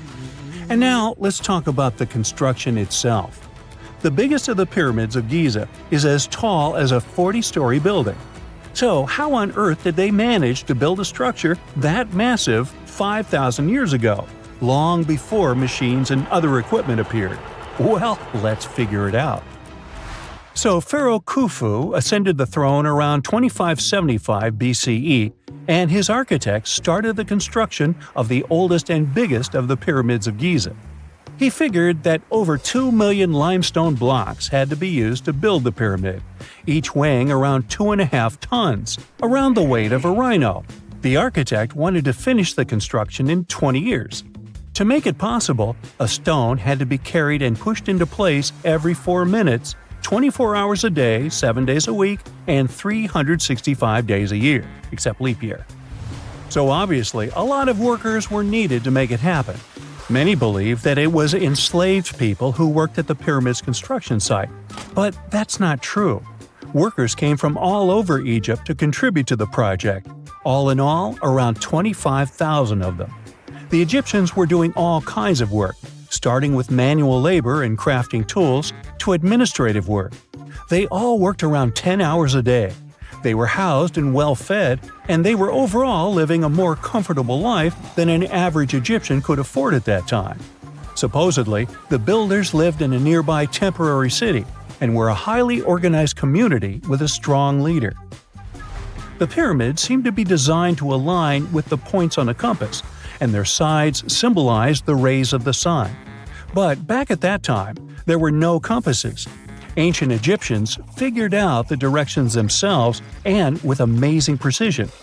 To align the pyramids, they used 2 constellations. The construction site was arranged on the west bank of the Nile River. This also had a symbolic meaning. Just like the sun sets in the west, life sets in the west as well. The second pyramid of Giza was for Khufu's son, Pharaoh Khafre. It's a bit smaller, but this one has the famous noseless statue of the Sphinx. Of course, originally it had a nose. I would tell you what happened to it, but it's still a mystery, and no one knows for sure. Sphinxes have the body of a lion and the head of a human. They were considered guardians of important areas. This famous Sphinx, also pronounced Sphinx, has the head of Pharaoh Khafre and is guarding his pyramid, facing the sunrise. The Sphinx is one of the biggest and oldest statues in the world. Originally, it not only had a nose, but was also painted. Scientists have discovered traces of the red color of its face. So, most likely, the Sphinx was painted red. There are also remains of yellow and blue color on its body. The statue definitely wasn't boring. Till around 1800, the Sphinx was buried up to its shoulders until an adventurer with a team of 160 men dug it out. But let's get back to the construction. The workers, of course, needed stone blocks. There were 2 main places where people could get these stones. One source was close to the construction site, but that fossil-lined yellow stone was only suitable for the pyramid's interior. The limestone blocks for the exterior were hauled from 8 miles away on 30-foot-long sleds. Apparently, it wasn't too hard to pull them. The sand mixed with the right amount of water was pretty slick, and 10 people could move a sled even with a rock weighing so much. Surprisingly, cutting off a block of limestone wasn't the biggest problem. When in the ground, it was soft and could be split relatively easy. But after getting exposed to the air, limestone hardens. So the most difficult part was to shape the blocks. That step was crucial because the smallest inaccuracies could lead to the whole pyramid collapsing. So, okay, those limestones were mined, carried on a sled, shaped, and then what? How could they be put into place? Well, this is still a mystery. Archaeologists have discovered the remains of a ramp system that dates back around the time the pyramids were being built. So historians have come to the consensus that, most likely, the Egyptians designed a unique ramp system to move and pull huge stone blocks. The most common opinion is that there were several ramps around the pyramid. There probably was a central ramp with 2 staircases on each side of it built over the pyramid stones. The ramp was growing as the pyramid was getting higher. People might have been walking up the stairs, pulling up stones on wooden sleds. But this is just one of the options. Other experts say that the ramps were around the pyramid, and some say that the ramps were inside the pyramid. Maybe we will never know for sure, and it'll forever remain a mystery. The exterior limestone of the pyramid was polished with sand and stone until it gleamed. On top, there was a gold and silver capstone, which glimmered over Egypt like a second sun. So, that's how it was 5,000 years ago. Now, about the interior. Surprisingly, there's not much inside the pyramid. Most of it is just solid stone with very little open space. But let's take a quick look inside. From the entrance, there are two stairways, one going down and the other going up. They take us to the chambers. There are 3 of them inside. Now, why is that? Apparently, throughout the whole construction, a burial chamber had to be prepared at all times, just in case a pharaoh kicked the bucket before the construction ended. So, separate chambers were built one after another as the construction progressed. The last of them was the main one. It's called the King's Chamber. It's the one where Khufu is resting. It's the biggest room at the very heart of the pyramid, and there's a big passageway leading to it. It was likely used as a kind of elevator to move granite up to build the interior. Granite was also used to make 5 stories of support beams to ensure that the pyramid didn't collapse. And we can see that it worked since it's been standing for centuries. Unfortunately, none of these chambers have hieroglyphs on the walls. If you want to see the writings, you should go to the decorated tombs near the pyramids. Those pieces of art are depiction of ancient Egypt's culture and daily life. The texts allow researchers to study their language and grammar. The treasures that once were in the pyramids have been taken by people. There are also many secret tunnels and passages inside the pyramids, but even today, no one knows the whole plan of the interior. Scientists have been sending little robots with cameras inside for many years, but there's still a lot we don't know about the pyramids. Now they're trying to use an X-ray to scan the pyramids from the outside without going inside. So yeah, ancient Egyptians did create a mystery no one has been able to crack for 5,000 years already. The desert welcomes you with challenging conditions of abandoned environments and extreme temperatures. Hey, some of us would prefer dessert, chocolate over sand and rocks. Oh well. Just like cactuses and camels, buildings have had to adapt to these conditions. Here are some examples of astonishing structures in deserts. These structures are called earthships. They're located in a New Mexico desert town. A large community of like-minded people lives in them. What's even more interesting is that the location of these buildings is registered as dumpsters. Maybe it's because all these structures are made out of old tires, bottles, and cans. Earthships operate using green building principles. About 40% of a typical earthship is built with natural or recycled materials. Imagine the walls made up of hundreds of used tires packed with dirt. Then there are layers of floor-to-ceiling passive solar windows. They gather the sunlight during winter and reflect it in the summer to keep the structures at a reasonable room temperature. You can see plants in corridors and glass bottles or aluminum cans stuffed inside walls. Certainly a distinct house in many ways. Mike Reynolds is an architect who noticed the alarming waste and consumption levels in the 1970s. He designed a fully sustainable home out of cans back then. Almost 40 years later, he becomes the one who brings together all the other earthshippers. Reynolds drove a Mercedes, but it ran off of the vegetable oil he picked up at fast food restaurants in town. A standard 2-bedroom, 2-bathroom earthship costs about $250,000 in this town. Yet there are earthships like Dobson House that can cost as much as $1.5 million. If you do it yourself, with family and friends, you can eliminate the cost of labor, and it becomes relatively less expensive. Let's assume you're really going to build one. Where can it be? Well, anywhere. Earthships currently fit in the cold, dry air of Canada, as well as the hot and humid climate of Haiti. This is the Mirage Mirror House. It's an installation set in the Southern California desert. Mirage opened in 2017 as part of a contemporary art exhibition. It's composed of mirrors. This minimalistic structure blends with the environment around it. The doors, windows, and openings have been removed to create an amazing experience. What you have in the landscape is reflected back to you. How's it made? With mirrored surfaces. At night, the distant lights refract from the mirrors. In the daytime, the sky is transformed into banks of clouds. There's no fixed scenery in this house. How about seeing a futuristic structure in the deep desert? Architects designed a concept home that pairs perfectly with Elon Musk's Cybertruck. The house has a post-apocalyptic theme. I mean, when I say post-apocalyptic, it's because I can't say it. Anyway, the house is designed to survive in a disaster scenario. The cyber house has steel gates, the windows are armored, and the exterior walls are made out of super strong material. Modern house is controlled by an autonomous geothermal heat pump. To put it in less sci-fi terms, you can keep the internal temperature steady. This sleek house has an entrance that can fit the Cybertruck. After all, it's inspired by it in the first place. Plus, the Cybertruck can be lifted to the second floor to be more secure. This is King Abdullah Petroleum Studies and Research Center in Saudi Arabia. Basically, it's a laboratory in a desert. It was designed to demand minimum energy.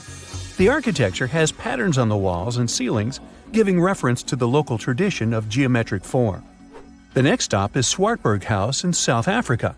This one is located near the Swartberg Mountains, but don't get too excited. It's on the edge of the Great Karoo Desert. It's a 4-bedroom apartment. It has a special temperature regulating system. The system works like a shield from the heat in the summer and as a sun trap in the winter. You're looking at the Grand Mosque of Jinneh in Mali. This mosque is 52 feet tall. This is impressive because it's made of only sticks and a special mix of mud and other natural elements found in the desert. Petra is an ancient city hidden in the Jordan Desert. The structures are carved directly into red, white, and pink-colored sandstone cliff faces. It's located among the canyons and mountains near the desert. The place was a trade center many years ago. You might already see pictures of the impressive facade of the treasury. This structure still holds many mysteries in it. For starters, scientists can't explain how the Nabataeans managed to create such a structure thousands of years ago. Did you know that there's another mysterious place in the middle of the desert that has a similar structure to Petra? Madain Saleh was like a second capital of the Nabataean kingdom. Yet another secret they left for us to decipher. It has over 100 decorated tombs and more than 1,000 non-monumental graves. Plus, inscriptions and cave drawings are also here, again surrounded by sandstone. This wooden shack was a post office once. The structure is in the Tengger Desert of Mongolia. It's surrounded by nothing. Sand is the only thing that accompanies the lonely structure. The building is only 23 square inches. As you can guess, it didn't get too many visitors. It was abandoned for over 35 years. Its fate changed one day when a woman discovered the building. Mrs. Zhang and her friend came up with an idea. They were going to reach businesses and people who wanted to send letters and postcards from the world's loneliest post office without actually visiting the place. It worked. The post office rarely gets visitors in place, but it's busy online. Over 20,000 letters and postcards were sent from the Desert Post Office in December 2021 alone. The place is about 6 miles off the nearest road. A post truck picks the letters up and hits the road for delivery. Eventually, they are shipped all over the world. A second destination in Saudi Arabia is King Abdulaziz Center for World Culture. The building has an interesting design. It took nearly a decade to build this complex structure. It's a 321-foot-tall tower which stands out with its look.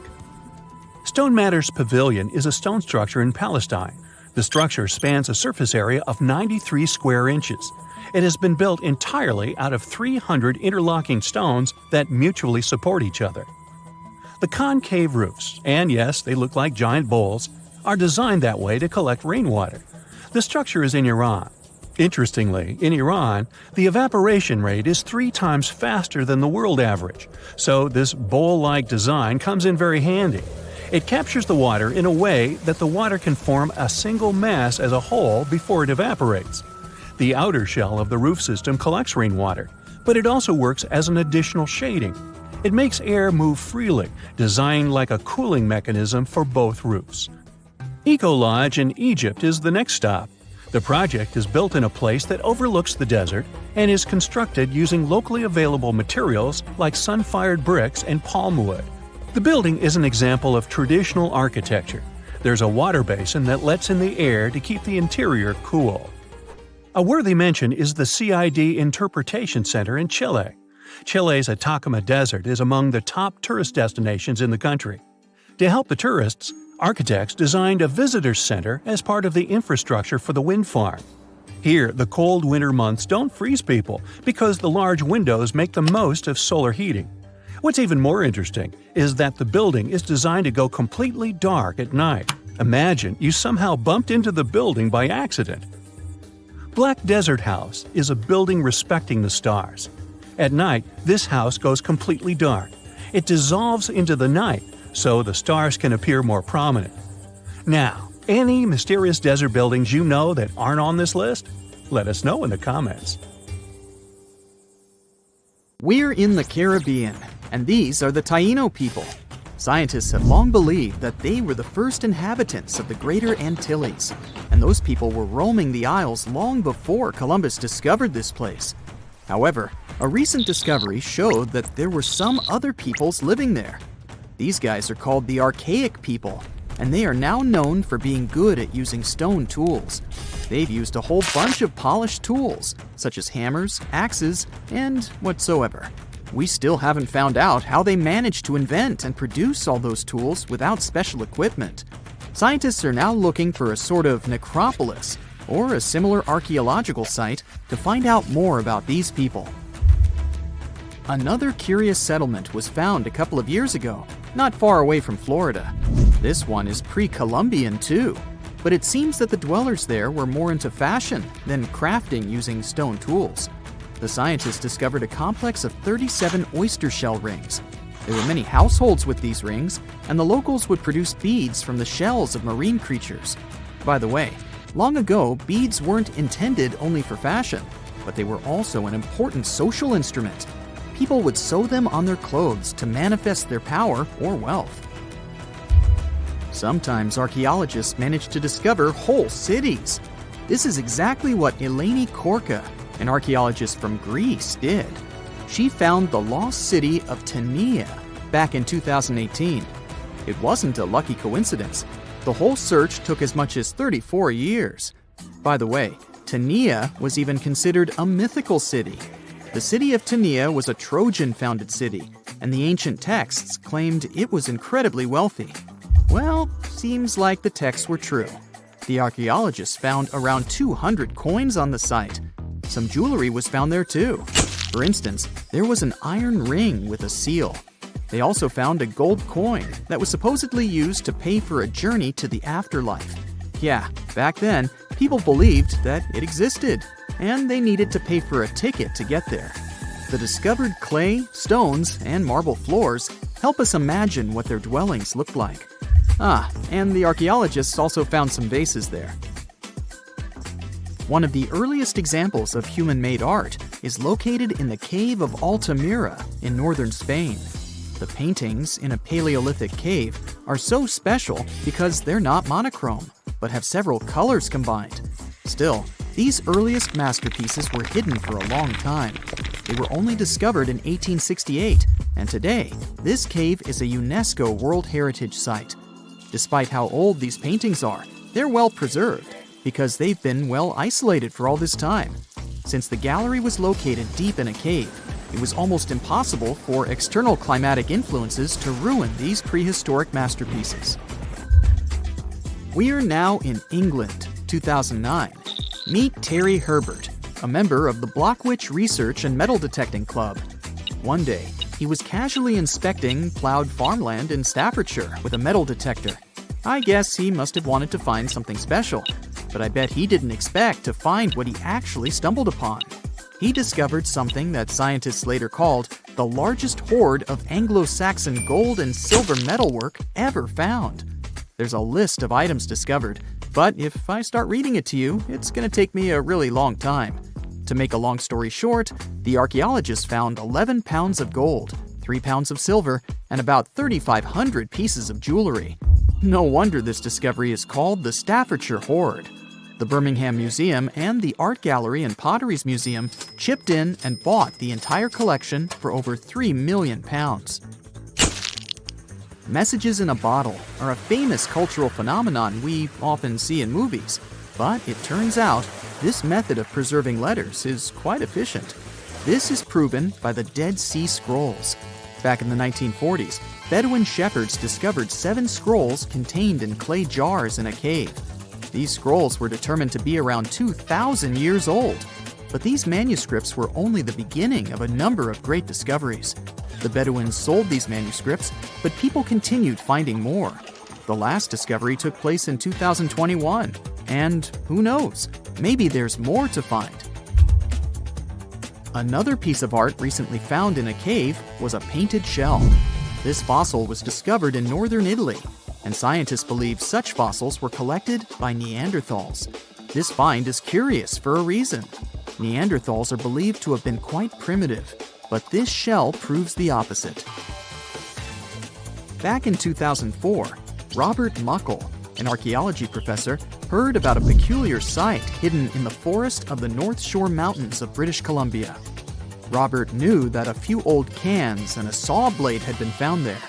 This place was believed to be a sort of logging camp, but a thorough excavation that took 14 years to complete revealed something different. Turns out, it wasn't a logging camp, but a long-lost Japanese settlement. The archaeologists found around 1,000 items, such as white and blue rice bowls, teapots, pocket watches, sake bottles, and buttons. The ceramics weren't that well preserved, so they only discovered hundreds of fragments. In one of his interviews, Robert mentioned that they also found remnants of a bathhouse. The community that lived there was pretty small, since there were only about 14 houses found. The scientists believe that they must have lived there in secret. People have changed their preferences over the centuries. Fashion has certainly changed, and our houses too, not to mention our technologies. But there's one thing for sure that's been unchanged: our love for food. Scientists managed to discover some of the oldest examples of people's favorite food. They inspected some ancient pottery and managed to find traces of best-loved food dating back to around 2000 BCE. It all happened in Sicily, and guess what that food was? No, it wasn't pizza or pasta, but olive oil. And there's more. Researchers from Egypt discovered some lumpy substance in some ancient pottery, which turned out to be cheese. It dates back to the 13th century BCE. I guess it didn't smell nice, since that cheese is estimated to be over 3,000 years old and was bacteria-ridden. Cool fact here, this cheese must have been quite exquisite. After studying it, scientists came to the conclusion that it was cooked with a variety of milks. They claim ancient people used a mixture of cow's milk and sheep or goat's milk. You probably thought, hey, you mentioned olive oil and cheese, but what about bread? Sure, bread is inseparable from almost any culture, and different people have had their own type of bread. And there's scientific proof that bread was one of the first dishes people learned how to cook. A group of archaeologists found some bread that was over 14,000 years old. 14,400 years old to be precise. What's weird is that people back then weren't familiar with agriculture. They were hunters. And technically, this old bread predates the age of agriculture by 4,000 years. Yeah, there's still much to learn about the ancient world. Here comes not the sun, and the Beatles song, but here comes the bonus fact. And right, it's about the Beatles. Yeah, I know, they're not exactly new. The band was formed in 1960. But not all of our facts have to be thousands of years old to be cool. Back in 1966, the Beatles did a live performance of their song Paperback Writer on the TV program Top of the Pops. The BBC somehow didn't record the performance, and all the fans were sure it was lost. Nope. Turns out that David Chandler, a fan of the Beatles, recorded the show with his personal camera. It was long forgotten and stored in the attic for many years. The recording was rediscovered in 2019. I guess that's a pretty cool find.